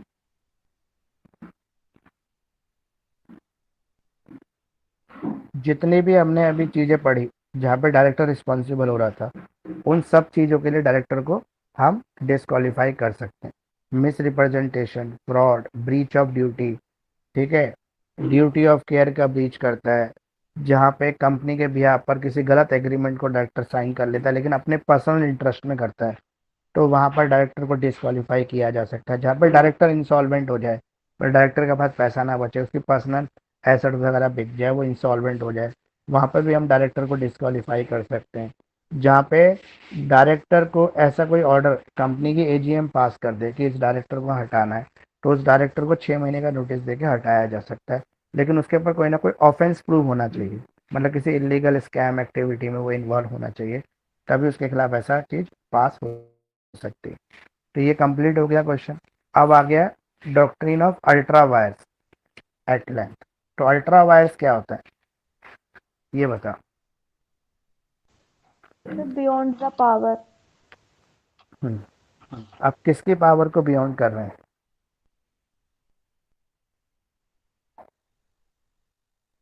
सर जो भी कंपनी के अंदर उसकी पावर्स है उससे बाहर जाके कोई काम करना। तो कंपनी के लिए कुछ रूल्स बनाए गए हैं जो कहाँ पे लिखे हुए हैं, मेमोरेंडम ऑफ एसोसिएशन में लिखे हैं। जो कंपनी के बायलॉज हैं उन बायलॉज को हम कभी भी टाप नहीं सकते, मतलब उससे बाहर जाके काम नहीं कर सकते। मान लो एक कंपनी सिविल एविएशन के बिजनेस में है, मतलब जहाज वगैरह के बिजनेस में है, लेकिन वो अपने बिजनेस के बायलॉज को छोड़कर रेलवे के बिजनेस में आना चाहती है, तो उसके एमओ के खिलाफ हो गया। अगर वो ऐसा करती है तो ये क्या कहेगा, अल्ट्रा वायर्स कहलाएगा। यानी कि उसने अपने आप बनाए गए कानून को ब्रीच करके दूसरे में एंटर कर लिया। तो डॉक्ट्रिन ऑफ अल्ट्रा वायर्स एक लीगल प्रिंसिपल है pertain to the action and the power of the company as outlined in memorandum of association. मतलब जो मेमोरेंडम ऑफ एसोसिएशन, मान लो एक मैप है, मान लो इंडिया का फिजिकल मैप है, ऐसा फिजिकल मैप है इंडिया का, ऊपर कश्मीर है, नीचे कन्याकुमारी है, इधर गुजरात है, इधर बांग्लादेश है, सॉरी बंगाल है। अगर हम इस बाउंड्री को क्रॉस करके नेपाल में जाना चाहते, चलो वो तो ओपन बॉर्डर, लेकिन अगर हम पाकिस्तान में एंटर करना चाहते हैं, बांग्लादेश में, चाइना में एंटर करना चाहते हैं, तो हमें पासपोर्ट चाहिए, साथ में वीज़ा भी चाहिए। अगर हम बिना पासपोर्ट बिना वीज़ा के उस कंट्री में घुस जाते हैं तो वो क्या कहलाएगा। अगर हम मान लो चाइना में बिना पासपोर्ट वीज़ा के घुस जाते हैं तो हम क्या कहलाएंगे, इलीगल इमिग्रेंट कहलाएंगे। Yes sir. तो इलीगल इमिग्रेंट ही है अल्ट्रा वायर्स। इसको ऐसे ही समझ लो कि हमने जो अपने प्रिंसिपल डिसाइड करें एमओए में, अगर हम उसको छोड़कर उसको उस नियम को खुद ही तोड़ रहे हैं, मतलब हमने खुद अपने लिए नियम बनाए, एमओए के अंदर लिखे हैं कि हमें ये काम करेंगे, हमारे इस तरह का बिजनेस रहेगा, हम इतनी कैपिटल में काम करेंगे। मान लो हमने 5 लाख कैपिटल अपने लिए डिसाइड कर ली कि 5 लाख कैपिटल तक बिजनेस करेंगे, लेकिन हमने उसको ब्रीच करके कर दिया बड़ा, बिना एजीएम में पास किए, बिना सबको भरोसे में लिए, तो उसे अल्ट्रा वायरस कहते हैं। तो doctrine of ultra vires address करता है situation where a company engage in the activity और enter into the contract that are beyond the scope of authorised power as defined in MOA. तो MOA में जो defined है केवल हम उसी के अंदर ही काम कर सकते हैं, उससे बाहर नहीं जा सकते। उससे बाहर जाते हैं तो उसको अल्ट्रा वायरस कहते थे।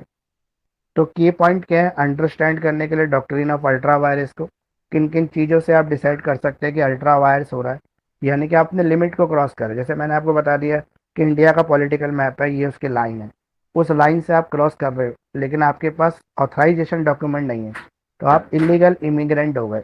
इलीगल मतलब आपने वहाँ पे पास कर लिया बॉर्डर को, तो आपको उस देश में सज़ा मिलेगी।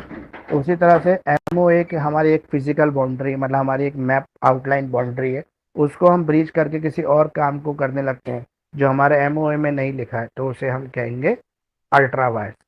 अल्ट्रा जो वर्ड है इसी से समझ जाना कि हम अपनी बाउंड्रीज को क्रॉस कर रहे हैं। तो पहला है स्कोप ऑफ ऑथराइजेशन पावर। अगर हम अपनी ऑथराइजेशन पावर को ब्रीच करते हैं, जैसे हमारा मेमोरेंडम एसोसिएशन हमें कुछ ऑथराइजेशन ऑब्जेक्टिव देता है, एक्टिविटीज़ देता है, पावर देता है, और हम उसको ब्रीच कर रहे हैं और ब्रीच करके एक्स्ट्रा वर्क मतलब कुछ अलग करने की कोशिश कर रहे हैं, तो वो आपका डॉक्ट्रिन ऑफ अल्ट्रा वायर्स में आ जाता है।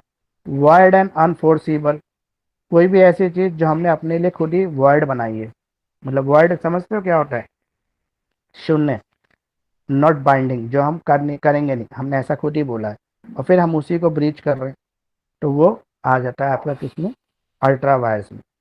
प्रोटेक्शंस ऑफ शेयर होल्डर, ये अल्ट्रा वायर्स का प्रिंसिपल इसलिए भी बनाया ताकि शेयर होल्डर को प्रोटेक्ट किया जाए। फॉर एग्जांपल मान लो कि किसी कंपनी ने मतलब इंपोर्ट एक्सपोर्ट के बिजनेस के नाम पर कैपिटल रेज कर लिया, ये इंपोर्ट एक्सपोर्ट छोड़ो, टेक्सटाइल बिजनेस करने के नाम पर शेयर कैपिटल पब्लिक से रेज कर ली, लेकिन अचानक से उसको बीच में ऐसा महसूस हुआ कि टेक्सटाइल बिजनेस थोड़ा लो जा रहा है, तो हम इसको छोड़ देते हैं और प्लास्टिक इंडस्ट्री में एंटर कर जाते हैं। लेकिन शेयर होल्डर ने अपना पैसा क्यों लगाया था, टेक्सटाइल इंडस्ट्रीज के लगा रखा है ना, उनको तो एमओए जो दिया गया था उसमें यही लिखा था हम टेक्सटाइल बिजनेस करेंगे, लेकिन आपने अपने बिजनेस को चेंज कर लिया और शेयर होल्डर को इन्फॉर्म नहीं किया, उनसे अप्रूवल नहीं लिया, तो पैसा तो उनका लगा हुआ है, लॉस होगा तो उनका ही हो रहा है। तो इसलिए उनको इंटरेस्ट में लिया जाना जरूरी है, मतलब उनको कॉन्फिडेंस में लेना जरूरी है। अगर आप ऐसा नहीं कर रहे हैं तो आप ब्रीच कर रहे हैं, आप अल्ट्रा वायर्स कर रहे हैं। इसके अलावा शेयर होल्डर को प्रोटेक्ट करने के लिए होता है ये एक्सेप्शंस एंड द रेमेडी। इसमें कुछ एक्सेप्शंस भी हैं जहाँ पे हम अल्ट्रा वायर्स तो करते हैं लेकिन हमें सजा, मतलब उसको अल्ट्रा वायर्स माना नहीं जाता, उसकी कोई सजा नहीं है। जहाँ पे जैसे फॉर एग्जांपल कंपनी के बेनिफिट के लिए या लॉसेस को कवर करने के लिए या लॉसेस को खत्म करने के लिए ऐसा किया जाना जरूरी हो, वहाँ पे अल्ट्रा वायरस के लिए कोई पनिशमेंट नहीं है। मतलब अल्ट्रा वायरस अलाउड है, कंपनी के इंटरेस्ट में होना चाहिए, कंपनी को फायदे के लिए होना चाहिए। ऐसा नहीं है कि बिल्कुल ही हम सत्ता पलट रहे हैं, जैसे टेक्सटाइल बिजनेस से प्लास्टिक में जा रहा है, ऐसा नहीं है, थोड़ा सा हम कर रहे हैं, ब्रीच कर रहे हैं, लेकिन उस ब्रीच का ही फायदा इंटरेस्ट सभी शेयर होल्डर को होना है। इवॉल्विंग द लीगल लैंडस्केप, कोई भी हमने अपना लिए जुरिडिक्शन डिसाइड की थी, ठीक है, लेकिन उस जुरिडिक्शंस के अंदर हमने कुछ छोटे मोटे फेरबदल कर लिए जो ऑथराइजेशन ऑब्जेक्ट के लिए जरूरी थे, मतलब उस समय बिजनेस करने के लिए जरूरी थे, उस वजह से हमने ऐसा कर लिया, तो उस अल्ट्रेशन को अलाउड कर लिया जाता है, उसको अनऑथराइज नहीं माना जाता। तो ये डॉक्ट्रिन ऑफ अल्ट्रा वायरस भी कंप्लीट हो गया आपका। इसमें सिर्फ इतना ही समझ लो कि जो एमओए में आपने जो अपने लिए प्रिंसिपल डिसाइड किए, उस प्रिंसिपल को कभी आप ब्रीच करते हैं तो वो आपके डॉक्ट्रिन ऑफ अल्ट्रा वायरस में चले जाते हैं। अब है प्रोस्पेक्टस क्या होता है, अगला क्वेश्चन है, 4 नंबर क्वेश्चन है। जो मैंने यूट्यूब पे क्वेश्चन दिए उन्हीं सबको मैं एक एक करके डिस्कस कर रहा हूँ आपके साथ। तो पहला क्वेश्चन है हमारा, प्रोस्पेक्टस क्या है, what are the remedies of misrepresentation in prospectus. Prospectus में कोई भी चीज मिस रिप्रेजेंटेशन हो रही है तो who are liable for misstatement in prospectus. तो प्रोस्पेक्टस में मिस स्टेटमेंट के लिए कौन लायबल है, एक्सप्लेन करना है आपको सिविल और criminal liability of such statement. तो इस स्टेटमेंट के अंदर सिविल और क्रिमिनल लाइबिलिटी क्या है उसको एक्सप्लेन करना है। तो सबसे पहले आप प्रोस्पेक्टस बताओ कि प्रोस्पेक्टस क्या होता है, बताओ प्रोस्पेक्टस क्या है। सर ये एक लीगल डॉक्यूमेंट होता है जिसमें डिस्क्राइब होता है कंपनी कंपनी की सिक्योरिटी, जो सब सेल्स होते हैं जो बेचे जाते हैं उस टाइम पे, ये सारा प्रूफ के लिए होता है। आप सबने लॉ कोर्स में जब एडमिशन लिया था तो आपको एक प्रोस्पेक्टस मिला होगा कॉलेज की तरफ से। जी सर, बिल्कुल मिला था, जिसमें कॉलेज के बारे में बताया हुआ था कि कॉलेज कैसा है और वो क्या क्या एक्टिविटीज करता है, किस किस में वो पार्टिसिपेट कर चुका है अब तक। क्या क्या उसके अचीवमेंट्स हैं जी सर। और क्या उसके रूल्स है, स्टूडेंट्स के लिए रूल्स और रेगुलेशंस भी उसके अंदर लिखे होंगे, और कॉलेज के कोर्सेज भी उसके अंदर लिखे होंगे, जैसे BLLB, BCom LLB या BBA या कोई और XYZ कोर्स जो कॉलेज करवा रहा होगा, उन सब के बारे में लिखा होगा। उस कोर्स के अंदर एंट्री करने के लिए क्या कंपलसरी एजुकेशन है, बेसिक क्वालिफिकेशन क्या है, वो सब आपका लिखा होगा। तो इसी तरह से अगर हम एक कंपनी की बात करें तो कंपनी जब अपने आप को इंट्रोड्यूस करती है मार्केट में और शेयर होल्डर से इन्वेस्टमेंट के लिए पैसा लगवाती है, जैसे कॉलेज स्टूडेंट्स को अपने तक लाने के लिए प्रोस्पेक्टस जारी करता है ताकि स्टूडेंट को पता लगे कि एक्चुअली वो किस वातावरण में जा रहे हैं आगे, और उनको क्या क्या फैसिलिटीज वहाँ मिलेगी ताकि वो चूज कर पाए अपने लिए बेटर कॉलेज और अच्छा कॉलेज। इसलिए प्रोस्पेक्टस एक तरह से उसका क्या कह सकते हैं, इनसाइड क्या कहते हैं, तो इनसाइड व्यू है, मतलब वो किताब देख के हम समझ जाएंगे कॉलेज में क्या मिलने वाला है, उस तरीके से। तो उसी तरह से जब कंपनी अपने शेयर इशू करने की कोशिश करती है, public limited private limited company अपने शेयर का ओपन करती है मार्केट में, तब उसको प्रोस्पेक्टस निकालना होता है। तो उस प्रोस्पेक्टस में कंपनी अपनी 3-4 चीजें बताती है, करंट फाइनेंशियल पोजीशन क्या है, कितना वो पैसा मांग रही है, मतलब जैसे 5 लाख टर्नओवर की कंपनी है, अपने आप को 10 लाख की बनाना चाह रही है, तो 5 लाख पब्लिक से वो शेयर मंगवा रही है। उस प्रोस्पेक्टस में वो ये भी मेंशन करती है कि जो पैसा लिया जाएगा पर शेयर कितना लिया जाएगा। आईपीओ आईपीओ निकलता है सरकारी कंपनियों को, तो उसके लिए भी प्रोस्पेक्टस आता है कि आईपीओ कितने रेट का होगा, इसलिए। तो उसमें ये भी बताते हैं वो कि हम पैसा जो ले रहे हैं, मान लो कि पर शेयर 100 रुपये ले रहे हैं, तो 100 रुपये हम लेंगे कैसे, इकट्ठे नहीं लेंगे आपसे, हम लेंगे कुछ पैसा आपसे एप्लीकेशन पे, कुछ पैसा लेंगे आपसे जब शेयर अलॉट करेंगे, कुछ पैसा ले लेंगे हम फर्स्ट कॉल पे, कुछ पैसा ले लेंगे फाइनल कॉल और सेकंड कॉल पे, और बाकी जो पैसा बचेगा वो फाइनल कॉल पे आपसे ले लेंगे। मतलब दो दो तीन तीन, मतलब 100 रुपये में मतलब 10 रुपये ले लिए एप्लीकेशन पे, फिर 10 रुपये ले लिए अलॉटमेंट पे, फिर 20 रुपये ले लिए फर्स्ट कॉल पे, इस तरह से हम डिस्ट्रीब्यूट कर देंगे। तो ये सब इंफॉर्मेशन जो है प्रोस्पेक्टस में लिखी जाती है। तो प्रोस्पेक्टस एक डॉक्यूमेंट है, एक कंपैरेसिव डॉक्यूमेंट है जो कंपनी इशू करती है अपने शेयर होल्डर और डिवेंचर होल्डर और प्रेफरेंस शेयर होल्डर को अट्रैक्ट करने के लिए। अब 3 तरह के लोग हैं जो कंपनी में पैसा लगाते हैं, शेयर होल्डर, डिवेंचर और प्रेफरेंस शेयर होल्डर। इनमें तीनों में क्या फर्क है ये बताओ।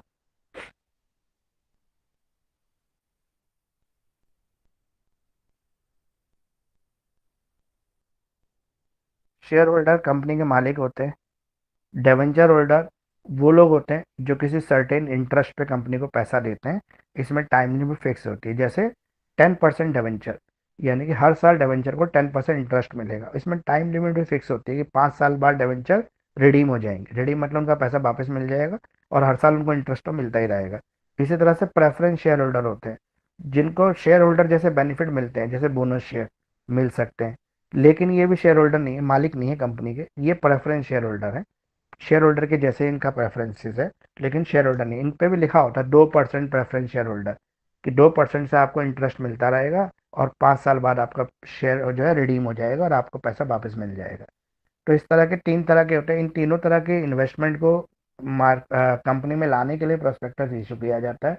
तो एक पोटेंशियल इन्वेस्टर जो है, उसको कंपनी तक लाने के लिए जो है इंपॉर्टेंट रोल प्ले करता है प्रोस्पेक्टस, जिसमें कंपनी की फाइनेंशियल कंडीशन लिखी जाती है, कंपनी के ऑपरेशन मैनेजमेंट को बताया जाता है, करंट कंपनी की सिक्योरिटीज कितनी है ये बताई जाती है, और पर्पस क्या है, क्यों कंपनी अपना शेयर बढ़ाना चाहती है मार्केट के अंदर। तो प्रोस्पेक्टस एक टिपिकली जो है कंपनी का ओवरव्यू है, फाइनेंशियल इंफॉर्मेशन है, रिस्क फैक्टर है, यूज ऑफ प्रोसीड्स है, मतलब पूरे रूल्स एंड रेगुलेशंस के अंदर लिखे जाते हैं। जो भी शेयर होल्डर से पैसा ले रहे हैं कि शेयर होल्डर का क्या इंटरेस्ट रहेगा, क्या क्या रिस्क रहेगा, वो सब लिखा जाता है इसके अंदर। सिक्योरिटीज बीइंग ऑफर्ड, सिक्योरिटीज क्या मिलेंगी share holder, preference share holder या डिवेंचर को, वो सब इसके अंदर। और लीगल रेगुलेटरी इंफॉर्मेशन, कि अगर फॉर एग्जांपल कंपनी में अगर शेयर होल्डर का पैसा वापस नहीं मिलता तो कंपनी में शेयर होल्डर का क्या इंटरेस्ट रहेगा। फॉर एग्जांपल मान लो कंपनी इंसॉल्वेंट हो जाएगी, तो शेयर होल्डर को कैसे पेमेंट होगी, तो एसेट बेच के जो पैसा आएगा उसमें शेयर होल्डर को मिलेगा कि नहीं मिलेगा, ये सब उसमें लिखा जाता है प्रोस्पेक्टस में।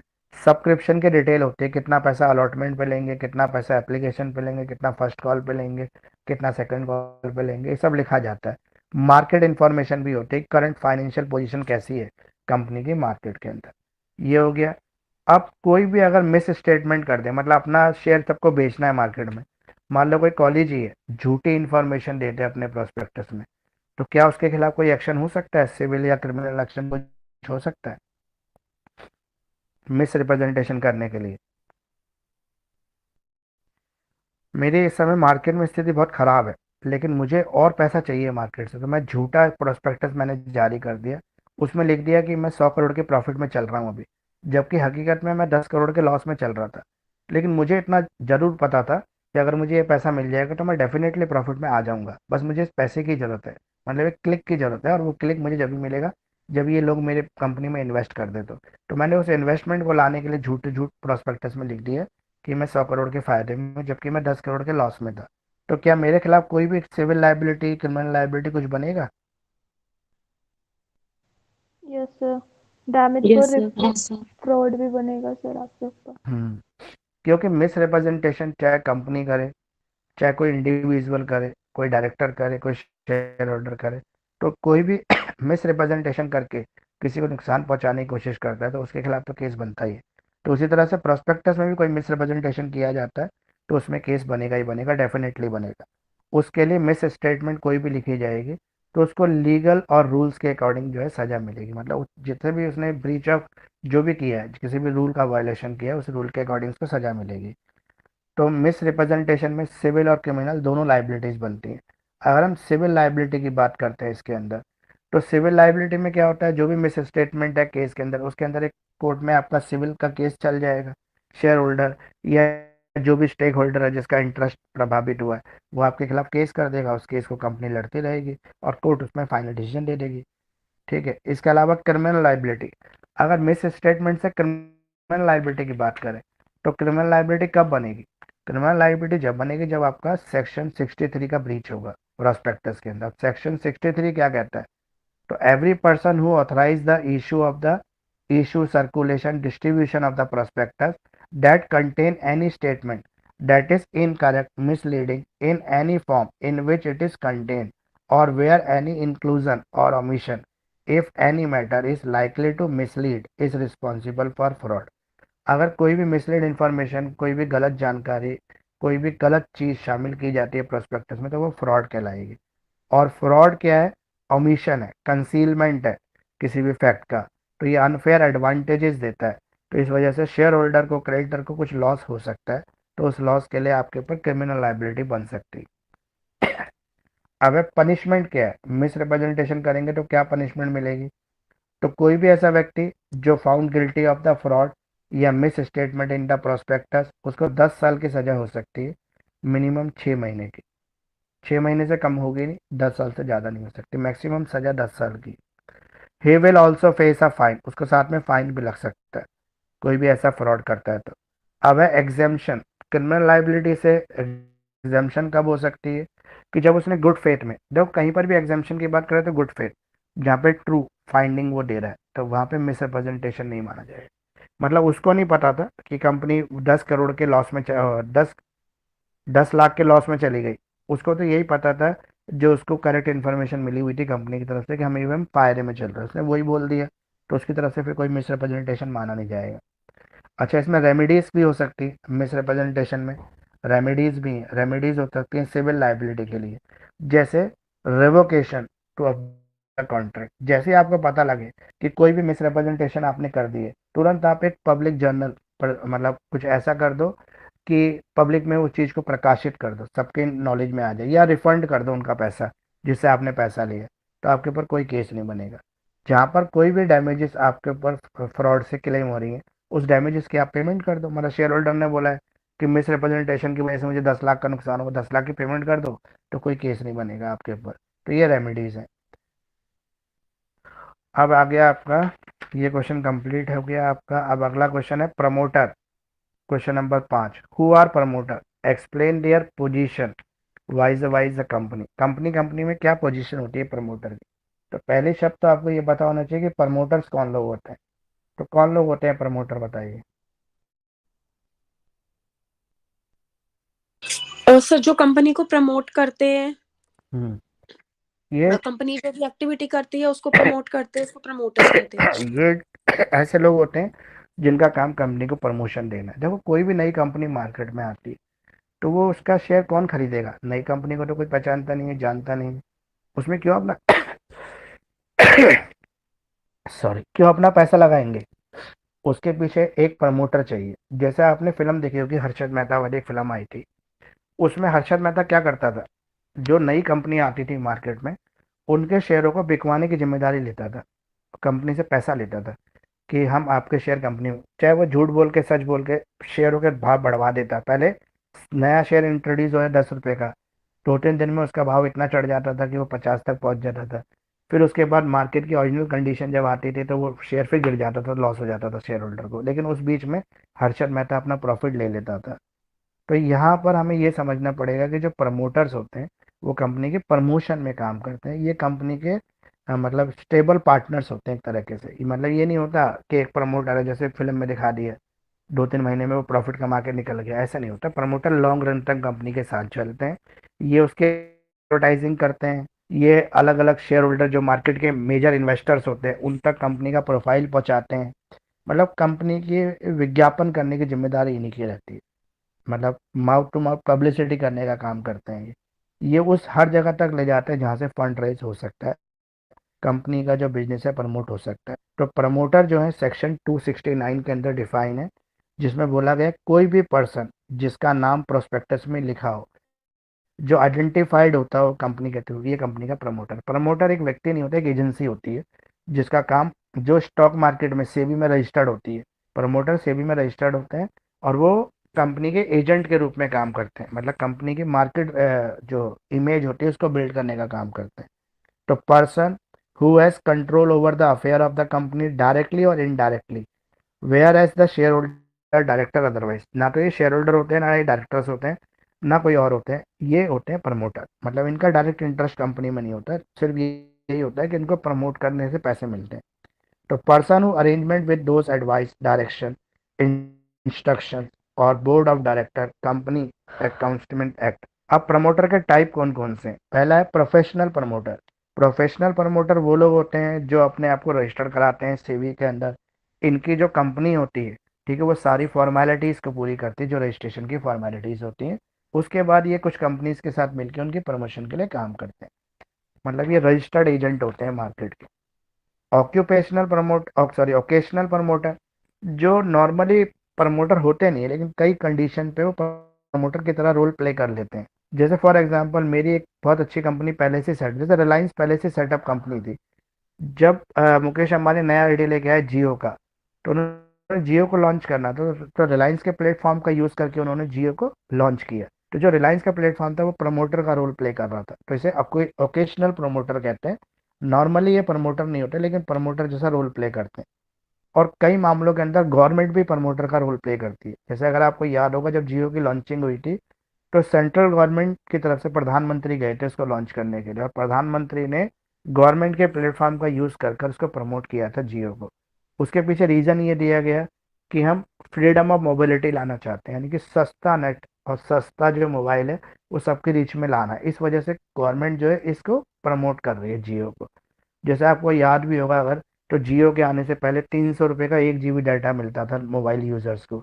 फिर बाद में वो घटते घटते 200 रुपये का हुआ। और फिर जियो के आने के बाद तो आपको पता है कि 1 GB रोज ही मिल रहा है। पहले तो एक महीने की वैलिडिटी 1 GB 300 रुपये का आता था। तो इस वजह से गवर्नमेंट इसको प्रमोट कर रही थी। तो गवर्नमेंट भी ऐसे प्रमोटर रोल प्ले करती है कई बार। अब प्रमोटर के राइट्स क्या होते हैं या ड्यूटीज क्या होती हैं इनकी, तो rights to recover initial expenses. तो प्रमोटर का एक राइट है कि वो इनिशियल एक्सपेंसेस को रिकवर कर सकते हैं। मतलब प्रमोशन करने में कोई खर्चा हो रहा है, जैसे उन्होंने कोई टीम लगा रखी है, वो खुद भी अपना टाइम दे रहे हैं, तो उस खर्चे को वो इससे वसूल सकते हैं। किससे वसूलते हैं? जिस कंपनी की वो प्रमोशन कर रहे हैं। Right to receive proportionate amount from the co promoter.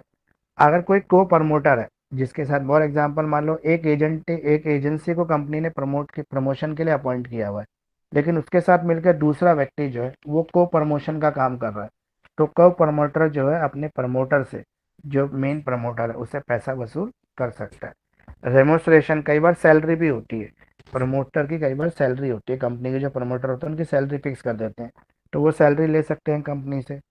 अब प्रमोटर के काम क्या होते हैं, फंक्शंस क्या होते हैं प्रमोटर के, तो पहला तो यही होता है कंपनी को ये प्रमोशन का आइडिया देते हैं, किस तरह से कंपनी प्रमोट होगी, क्योंकि कंपनी को प्रमोट करने के लिए इनको रखा जाता है। इसके अलावा कुछ डिसीजंस भी लेते हैं ये प्रमोटर। जैसे नई कंपनी मार्केट में आ रही है तो उसको अपना नाम डिसाइड करना है, तो कंपनी का नाम उसके प्रोफेशन के अकॉर्डिंग, मतलब जिस तरह का वो काम करने जा रही है उसके अकॉर्डिंग नाम का सजेशन भी प्रमोटर दे सकते हैं। कंपनी के लिए रजिस्टर्ड ऑफिस भी ये लोग सजेशन दे सकते हैं कि भाई इस कंपनी का रजिस्टर्ड ऑफिस इस लोकेशन में होगा तो ज़्यादा कंपनी अच्छी तरह चलेगी। क्योंकि बहुत सारे ऐसे होते हैं, जैसे बॉम्बे के अंदर कुछ कमर्शियल प्लेसेस होंगे जहाँ पर कंपनियों को नॉर्मली अपने हेड ऑफिस बनाने से प्रॉफिट होता है, तो ये प्रमोटर उनको आइडिया दे देते हैं। इसके अलावा शेयर कैपिटल में कितना अमाउंट रेज करना है, पब्लिक से कितना पैसा लेना चाहिए, ये बैंकर्स, मतलब किस बैंक के साथ कंपनी अपना अकाउंट बनाए, कौन से ऑडिटर अपॉइंट करे, लीगल एडवाइजर किस तरह से अपॉइंट करे, किन फर्म्स को लीगल एडवाइजर का काम दे, ये सब सजेशन जो है प्रमोटर दे सकते हैं। इसके अलावा मेमोरेंडम ऑफ एसोसिएशन और आर्टिकल ऑफ एसोसिएशन बनाने में भी अपने सजेशन दे सकते हैं। इसके अलावा कोई भी प्राइमरी कॉन्ट्रैक्ट है जो वेंडर के साथ, राइटर के साथ हो रहा है, उसमें भी इनके रोल्स होते हैं, वो भी अपने सजेशन देते हैं। प्रोस्पेक्टस किस तरह डिजाइन करना है, एडवर्टाइजिंग किस तरह से डिजाइन होनी है, कैपिटल का भी इशू होनी है, ये सब में प्रमोटर के डिसीजन लिए जाते हैं। इसके अलावा कंपनी का जो रजिस्ट्रेशन का प्रोसेस होता है वो पूरा प्रमोटर सपोर्ट करते हैं, हेल्प करते हैं, और जब तक इसका सर्टिफिकेट ऑफ इनकॉर्पोरेशन नहीं आ जाता। तो जब कंपनी का सर्टिफिकेशन ऑफ इनकॉर्पोरेशन आता है तो उस दिन से कंपनी का काम शुरू हो जाता है। अब इसके लाइबिलिटीज क्या है, प्रमोटर की लाइबिलिटीज क्या क्या है, तो इसकी लाइबिलिटीज क्या है, liability to account in the profit. मतलब इसकी पहली लाइबिलिटी क्या है कि ये प्रॉफिट के लिए ही काम करेंगे। अगर मान लो फॉर एग्जांपल प्रमोटर को लगा लिया और फिर भी अगर कंपनी को लगातार लॉस ही लॉस हो रहा है, तो इस तरह से प्रमोटर का कोई फायदा नहीं है, प्रमोटर को फिर हटा देंगे और उनसे बोलेंगे कि हमने इतना पैसा आपके ऊपर खर्च करने के बाद भी कोई फायदा नहीं। तो इसकी लाइबिलिटी होती है कंपनी को प्रॉफिट में ले जाए। Liability for misstatement in prospectus. अगर प्रमोटर के सजेशन की वजह से कुछ झूठी जानकारी दी जाती है तो उसके लिए कंपनी नहीं, प्रमोटर लायबल होगा, प्रमोटर के अगेंस्ट एक्शन लिया जाएगा। पर्सनल लाइबिलिटी, प्रमोटर की पर्सनल लाइबिलिटी भी कई बार जुड़ जाती है। फॉर एग्जांपल, जब नई कंपनी कोई मार्केट में आई है और किसी पुरानी कंपनी के साथ कोई एग्रीमेंट साइन करवाया जा रहा है, तो पुरानी कंपनी प्रमोटर को पहचानती है, तो प्रमोटर के भरोसे पर वो ऐसा एग्रीमेंट साइन करती है, तो उस समय प्रमोटर की पर्सनल लाइबिलिटी बन जाती है। अब लाइबिलिटी टाइम ऑफ वाइंडिंग, जब भी वाइंडिंग अप होगा तो प्रमोटर की सबसे बड़ी ड्यूटी ये होती है कि सारे क्रेडिटर जो प्रमोटर की वजह से कंपनी को पैसा दे के बैठे हैं उसकी पेमेंट करवाना। जो भी शेयर होल्डर है जिन्होंने प्रमोटर की हेल्प से कंपनी के शेयर खरीदे, तो शेयर होल्डर को पैसा दिलवाना, ये प्रमोटर की ड्यूटी है। लीगल पोजीशन क्या है प्रमोटर की? ये फिड्यूशरी पोजीशन में होते हैं प्रमोटर जो होते हैं, मतलब कंपनी के मालिक नहीं है लेकिन मालिक की तरह रोल प्ले करते हैं। और जो मतलब डायरेक्टली और इनडायरेक्टली जो प्रॉफिट होता है वो प्रमोटर की वजह से ही कंपनी के पास आता है। तो ये प्रमोटर हो गए। तो प्रमोटर एक पर्सन है जो कंपनी के वेलबींग के लिए काम करता है, मतलब कंपनी की मजबूती के लिए काम करता है।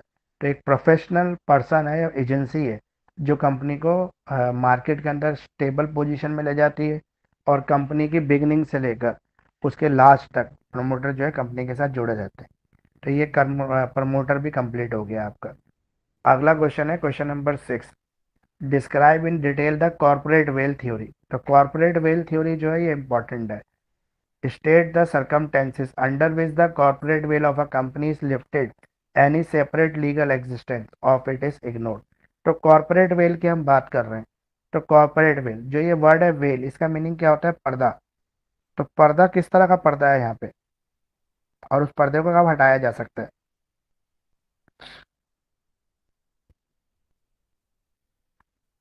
बताइए, कंपनी में किस तरह का पर्दा है?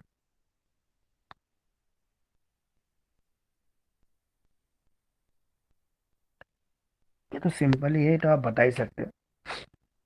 सेपरेट लीगल एंटाइटी, एक वर्ड मैंने आपको बताया है बार बार, उसका मीनिंग क्या होता है?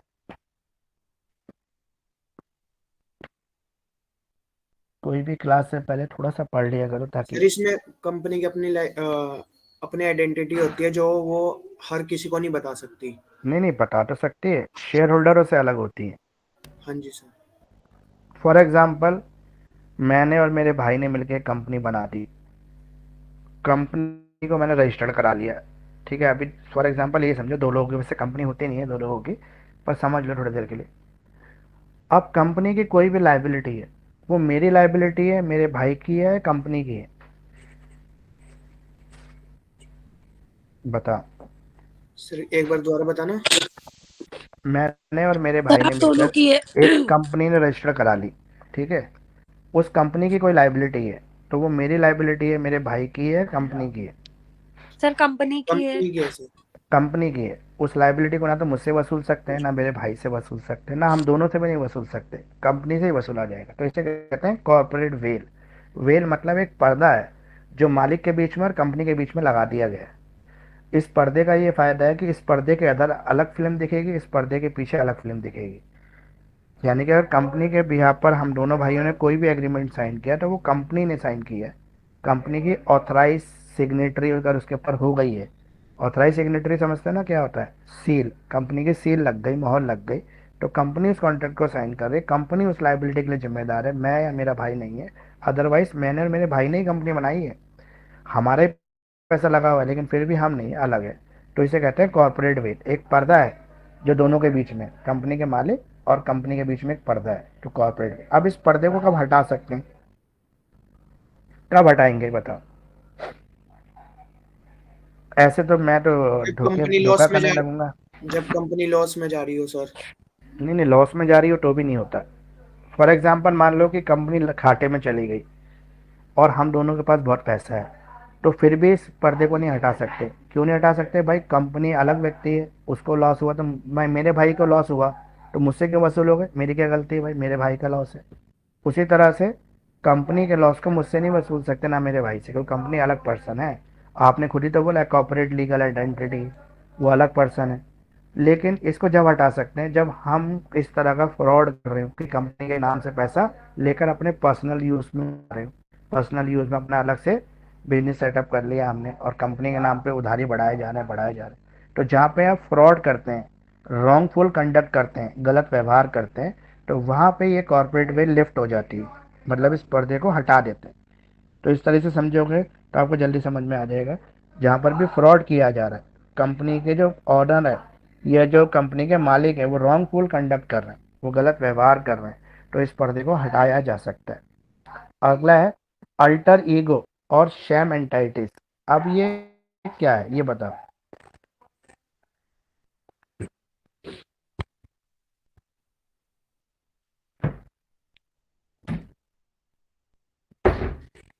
बताइए।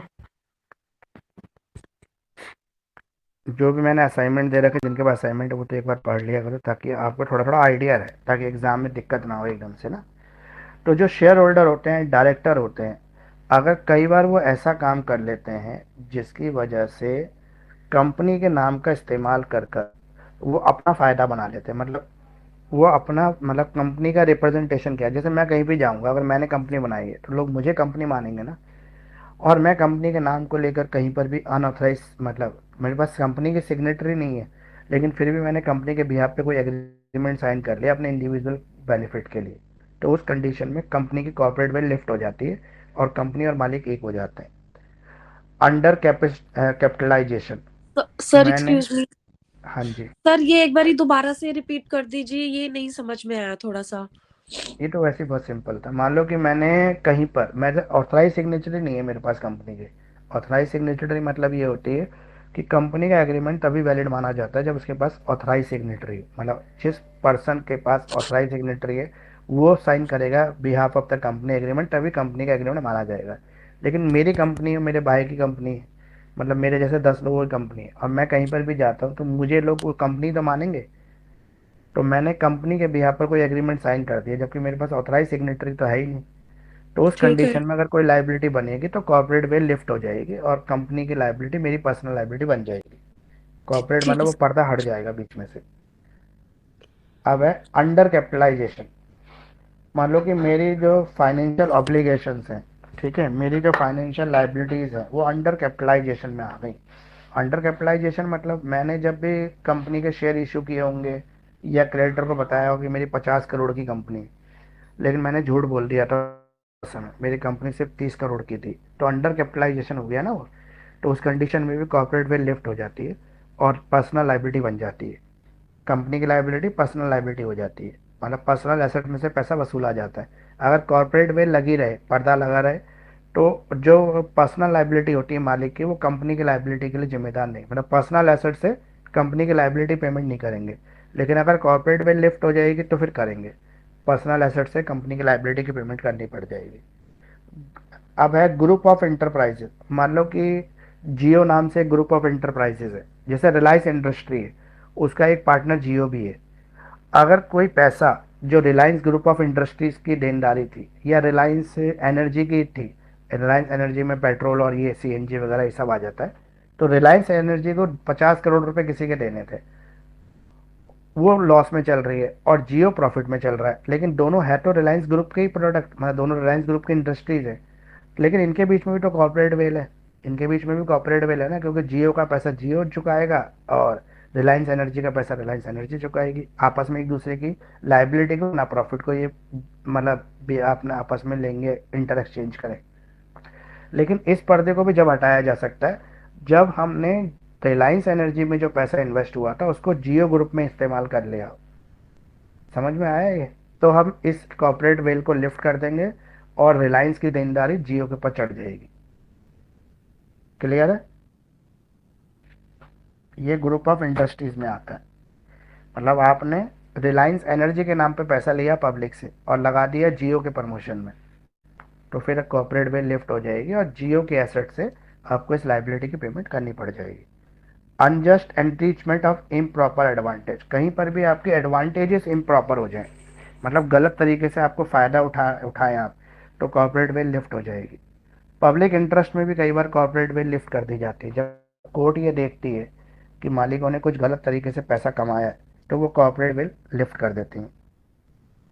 सक्सेसर लाइबिलिटी, मान लो कि एक पुरानी कंपनी से नई कंपनी बन गई और ये सब इसलिए किया गया ताकि कंपनी को बैंकरप्सी दिखा दिया जाए, पैसा सारा जो एनपीए में डाल दिया जाए और शेयर होल्डर का पैसा भी डूब जाए और कंपनी को भी फायदा हो जाए और मालिक एक नई कंपनी के साथ दोबारा से बिजनेस करने लगे। तो इस कंडीशन में कॉर्पोरेट वेल लिफ्ट कर देते हैं। फिर नई कंपनी पुरानी कंपनी की लाइबिलिटीज़ को पेमेंट करती है। जैसे अगर आपको ये याद होगा तो पहले रिलायंस के नाम से मोबाइल आता था, याद है आपको? जी सर, आता था वो एक छोटा सा। हाँ, और रिलायंस के भी सिम होते थे, ठीक है, रिलायंस टेलीकम्युनिकेशन नाम से। तो ये जो कंपनी थी अनिल अंबानी की थी। इस कंपनी के ऊपर 1000 पता नहीं कितने करोड़ का लॉस हुआ, मतलब बैंकरप्सी हो गई। तो इस कंपनी ने बड़ी चालाकी से क्या किया कि रिलायंस टेलीकम्युनिकेशन को तो बंद कर दिया, जियो ग्रुप ऑफ इंडस्ट्री शुरू हो गई, और जितने टावर और ये जो स्टोर थे रिलायंस के, वो सारे खरीद लिए। किसने खरीद लिए? जियो ने खरीद लिए। अब जियो ने भी कितनी चालाकी से इसको खरीदा कि एक रूल होता है कि कोई भी कंपनी अगर बैंकरप्ट होती है तो उसके अंदर उसके स्टोर को ना पब्लिक वो की जाती है, ऑक्शन की जाती है, जो भी बैंक जिनका पैसा लेना है। तो जब ये अनिल अंबानी ने अपने आप को बोला कि भाई मैं बैंकरप्ट हो गया, मेरे पास पैसा नहीं है, तो सारे जो बैंकर थे वो अपना पैसा वसूलने के लिए इसके एसेट्स को कब्जा करने आ गए। जब वो एसेट्स कब्जा करने आए तो मुकेश अंबानी ने ऑफर दिया बैंकों को कि भाई या तो ऑक्शन लगा लो, या ये माल जैसे 100 रुपये का टावर है तो हम इसको 60 रुपये में खरीद लेंगे बिना ऑक्शन के, या आप ऑक्शन लगा के बेच लो। तो बैंकों की साठगांठ सरकार से भी थी, मतलब इस जियो की सरकार से भी साठगांठ थी, तो उन्होंने सरकार से मिलकर ऐसा कुछ कर लिया कि बिना ऑक्शन लगाए सारे टावर जो थे वो जियो को ट्रांसफ़र हो गए, सारे स्टोर जितने थे रिलायंस के वो जियो को ट्रांसफ़र हो गए, और जियो डिजिटल बन गए, डिजिटल आउटलेट बन गए इस तरीके से। मतलब चीज़ें वही थी, सिर्फ उसका रूप परिवर्तन हो गया। मतलब रिलायंस कम्युनिकेशन आज भी चल रहा है टेलीकम्युनिकेशन, लेकिन नाम परिवर्तित हो गया। इसका सबसे बड़ा ऑफिस सीपी में हुआ करता था, वो भी आज जियो के पास है, सब कुछ जियो के पास आ गया है इसका। सर वो लेकिन अनिल अंबानी का सारा टेक ओवर कर लिया था ना मुकेश अंबानी ने। हाँ, टेक ओवर नहीं किया था। टेक ओवर अगर करता तो फिर इसकी लाइबिलिटी भी टेक ओवर करनी पड़ जाती ना। तो टेक ओवर नहीं किया इसने। इसने क्या किया कि उसको पहले बैंकरप्ट करा दिया। तो बैंकरप्ट कराने से ये होता है कि एनपीई में चला गया उसका सारा लॉस जो था। तो एनपीई में जाने के बाद जो गवर्नमेंट होती है जिनको पैसा लेना हो, जैसे बैंक है, फाइनेंशियल इंस्टीट्यूशन है, जिनको पैसा लेना है उस कंपनी से, वो उसके एसेट्स के ऊपर कब्जा करते हैं। मतलब पैसा वसूलने के लिए उसके एसेट्स को बेचने की कोशिश करके पैसा वसूलते हैं। तो जब बैंक ने इसके ऊपर कब्जा किया, इसके टावर्स के ऊपर, इसके ऑफिस के ऊपर, इसके आउटलेट के ऊपर, तो मुकेश अंबानी ने गवर्नमेंट के साथ मिलकर इनको ऑफर दे दिया कि भाई बिना ऑक्शन लगाए मैं आपको पैसा दे रहा हूँ। और ये जियो का भी सेटअप इसी वजह से आया था कि भाई ये बंद हो रहा है तो हमें जियो डालना चाहिए नए नाम से, नई इंडस्ट्री। तो 950 करोड़ रुपए का कुछ इस तरह से लॉस हुआ था, और फिर ये जियो जो है शुरू हो गया और रिलायंस टेलीकम्युनिकेशन बंद हो गया। लेकिन इसके कुछ साल बाद ही अनिल अंबानी ने एक नया प्रोजेक्ट साइन कर लिया। किसके साथ? गवर्नमेंट ऑफ इंडिया के साथ और रशिया के साथ मिलकर, फाइटर प्लेन्स बनाने का। अगर वो व्यक्ति बैंकरप्ट हो गया था तो 1 डेढ़ साल बाद ही उसके पास फिर पैसा आ गया कि वो गवर्नमेंट और रशिया के साथ मिलकर, मतलब government of India government of Russia के साथ मिलकर फाइटर प्लेन की प्रोडक्शन में कैसे जुड़ गया। तो इसके पीछे भी इन्हों का एक गेम था कि 200 करोड़ रुपए, यानी कितने करोड़ रुपए मुकेश अंबानी ने इस कंपनी में इन्वेस्ट किए थे अनिल को डायरेक्टर बनाने के लिए। तो इस तरह से अब दोबारा से वो मतलब अनिल अंबानी दोबारा से ऊपर आ रहा है धीरे धीरे कर कर। उसकी अपनी जो बाकी इंडस्ट्रीज थी वो भी ठीक से रन कर रही। तो ये सब क्या होता है कि बैंकों का इसमें लॉस हो जाता है, मार्केट का लॉस हो जाता है, आउट शेयर होल्डर का लॉस हो जाता है। और इन सब लॉसेस को बचाने के लिए ये कॉर्पोरेट वेल की थ्योरी बनाई है। जो कॉर्पोरेट वेल की थ्योरी इसीलिए बनाई गई है ताकि कॉर्पोरेट वेल रहेगा तो एक तो पर्सनल लॉस होने से बच जाएंगे, लेकिन इसको लिफ्ट कर देते हैं जब ऐसा लगता है कि जो व्यक्ति है वो धोखा कर रहा है। तो धोखा कर रहा है तो व्यक्ति, तो उसको लिफ्ट कर देते हैं कॉर्पोरेट वेल को। तो ये मैंने आपको पूरा बता दिया है कॉर्पोरेट वेल कैसे लिफ्ट हो सकती है और इंडिया में इसका क्या प्रोसेस है। कोई भी एक उदाहरण लिख के इसको आप डिस्कस कर देना। बहुत ज़्यादा इसको एक्सप्लेन करने की ज़रूरत नहीं है क्योंकि कॉर्पोरेट वेल जो है इतना बड़ा आता नहीं है। 20 नंबर में मुश्किल कई बार पूछेगा, 10 नंबर में ज़्यादा आता है। फिर भी आप इसको 20 मार्क्स के आंसर के हिसाब से तैयार कर लेना, और एक दो केस लॉस भी इसके कर लेना कहाँ पर कॉर्पोरेट वेल को लिफ्ट किया गया था उस तरीके से। अब अगला क्वेश्चन है आपका। मैंने वैसे असाइनमेंट में बहुत बड़ा दे दिया है कॉर्पोरेट वेल, पर इतने बड़े आंसर की ज़रूरत नहीं है कॉर्पोरेट वेल की। आप इसको अपने हिसाब से शॉर्ट कर लेना कि 4 पेज का आंसर तैयार हो जाए एग्जाम में लिखने लायक बस। अगला क्वेश्चन है आपका, मिस मैनेजमेंट क्या होता है? मिस मैनेजमेंट या operations with example. Miss management जो है सबसे इंपॉर्टेंट क्वेश्चन है, एग्जाम में बहुत बार रिपीट होता है। ये रेमेडीज बताना है आपको जो oppressed of minority against the operation and miss management under the companies act. मतलब किसी पर्टिकुलर ग्रुप को पीछे रखने के लिए ये किया जाता है। तो ये क्या है, इसको कैसे कंट्रोल करेंगे आप? तो क्या होता है ये बताइए।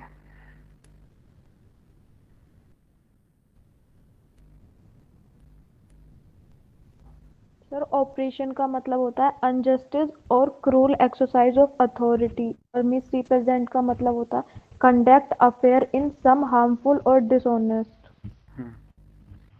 मतलब किसी पर्टिकुलर ग्रुप को किसी शेयर होल्डर को पीछे रखने के लिए, उसको बेनिफिट ना देने के लिए इस तरह का कोई मिसमैनेजमेंट किया जाता है, तब आपका ये थ्योरी जो होती है ऑपरेशंस ऑफ मिसमैनेजमेंट आती है, शामिल होती है। ठीक है, अब एक दो क्वेश्चन ना आप अगली क्लास तक तैयार कर लेना ताकि आपको भी पता हो और हम भी डिस्कस कर सके। जैसे मेमोरेंडम ऑफ एसोसिएशन क्या होता है, आर्टिकल ऑफ एसोसिएशन क्या होता है, ये हम कल की क्लास में डिस्कस कर लेंगे इसको डिटेल में। इसके अलावा इंडोर मैनेजमेंट, ये इंपॉर्टेंट क्वेश्चन है, डॉक्ट्रिन ऑफ इंडोर। इंडोर का मतलब होता है, इंडोर ही होता है घर के अंदर की बात। तो अंदर की बात मतलब कंपनी के घर के अंदर की बात, कंपनी के बाहर की बात नहीं, कंपनी के घर के अंदर की बात।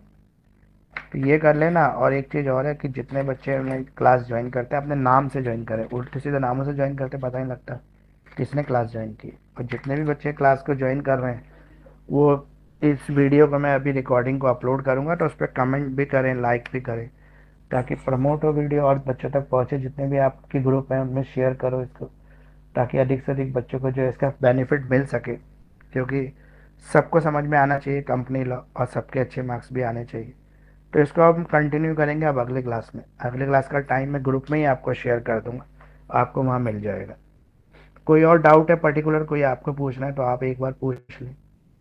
सर मैं एक चीज पूछना चाह रही थी, शेयर होल्डर और स्टेक होल्डर में क्या डिफरेंस होता है? ये तो मैंने शुरू में ही बता दी। स्टेक होल्डर वो लोग होते हैं जिन्हें कंपनी में इंटरेस्ट है, जैसे क्रेडिटर, जैसे डेटर, जैसे आपके शेयर होल्डर, जैसे आपके डायरेक्टर, ये सारे स्टेक होल्डर हैं। इनका इंटरेस्ट कंपनी से डायरेक्टली इनडायरेक्टली जुड़ा हुआ है। और शेयर होल्डर तो वही लोग हैं जिन्होंने पैसा इन्वेस्ट किया हुआ, equity share holder, preference share holder, ये शेयर होल्डर है। ठीक है सर, थैंक यू। और कोई डाउट रह गया हो तो आज की क्लास से जुड़ा हुआ भी पूछ सकते हैं। अगर कोई डाउट नहीं है तो अब क्लास हमारी यहाँ पे आज तो कंप्लीटेड है। बाकी इसका अभी नया मैं आपको डालूंगा और फिर करेंगे इसको आगे continue. Okay sir, thank you. Okay, bye.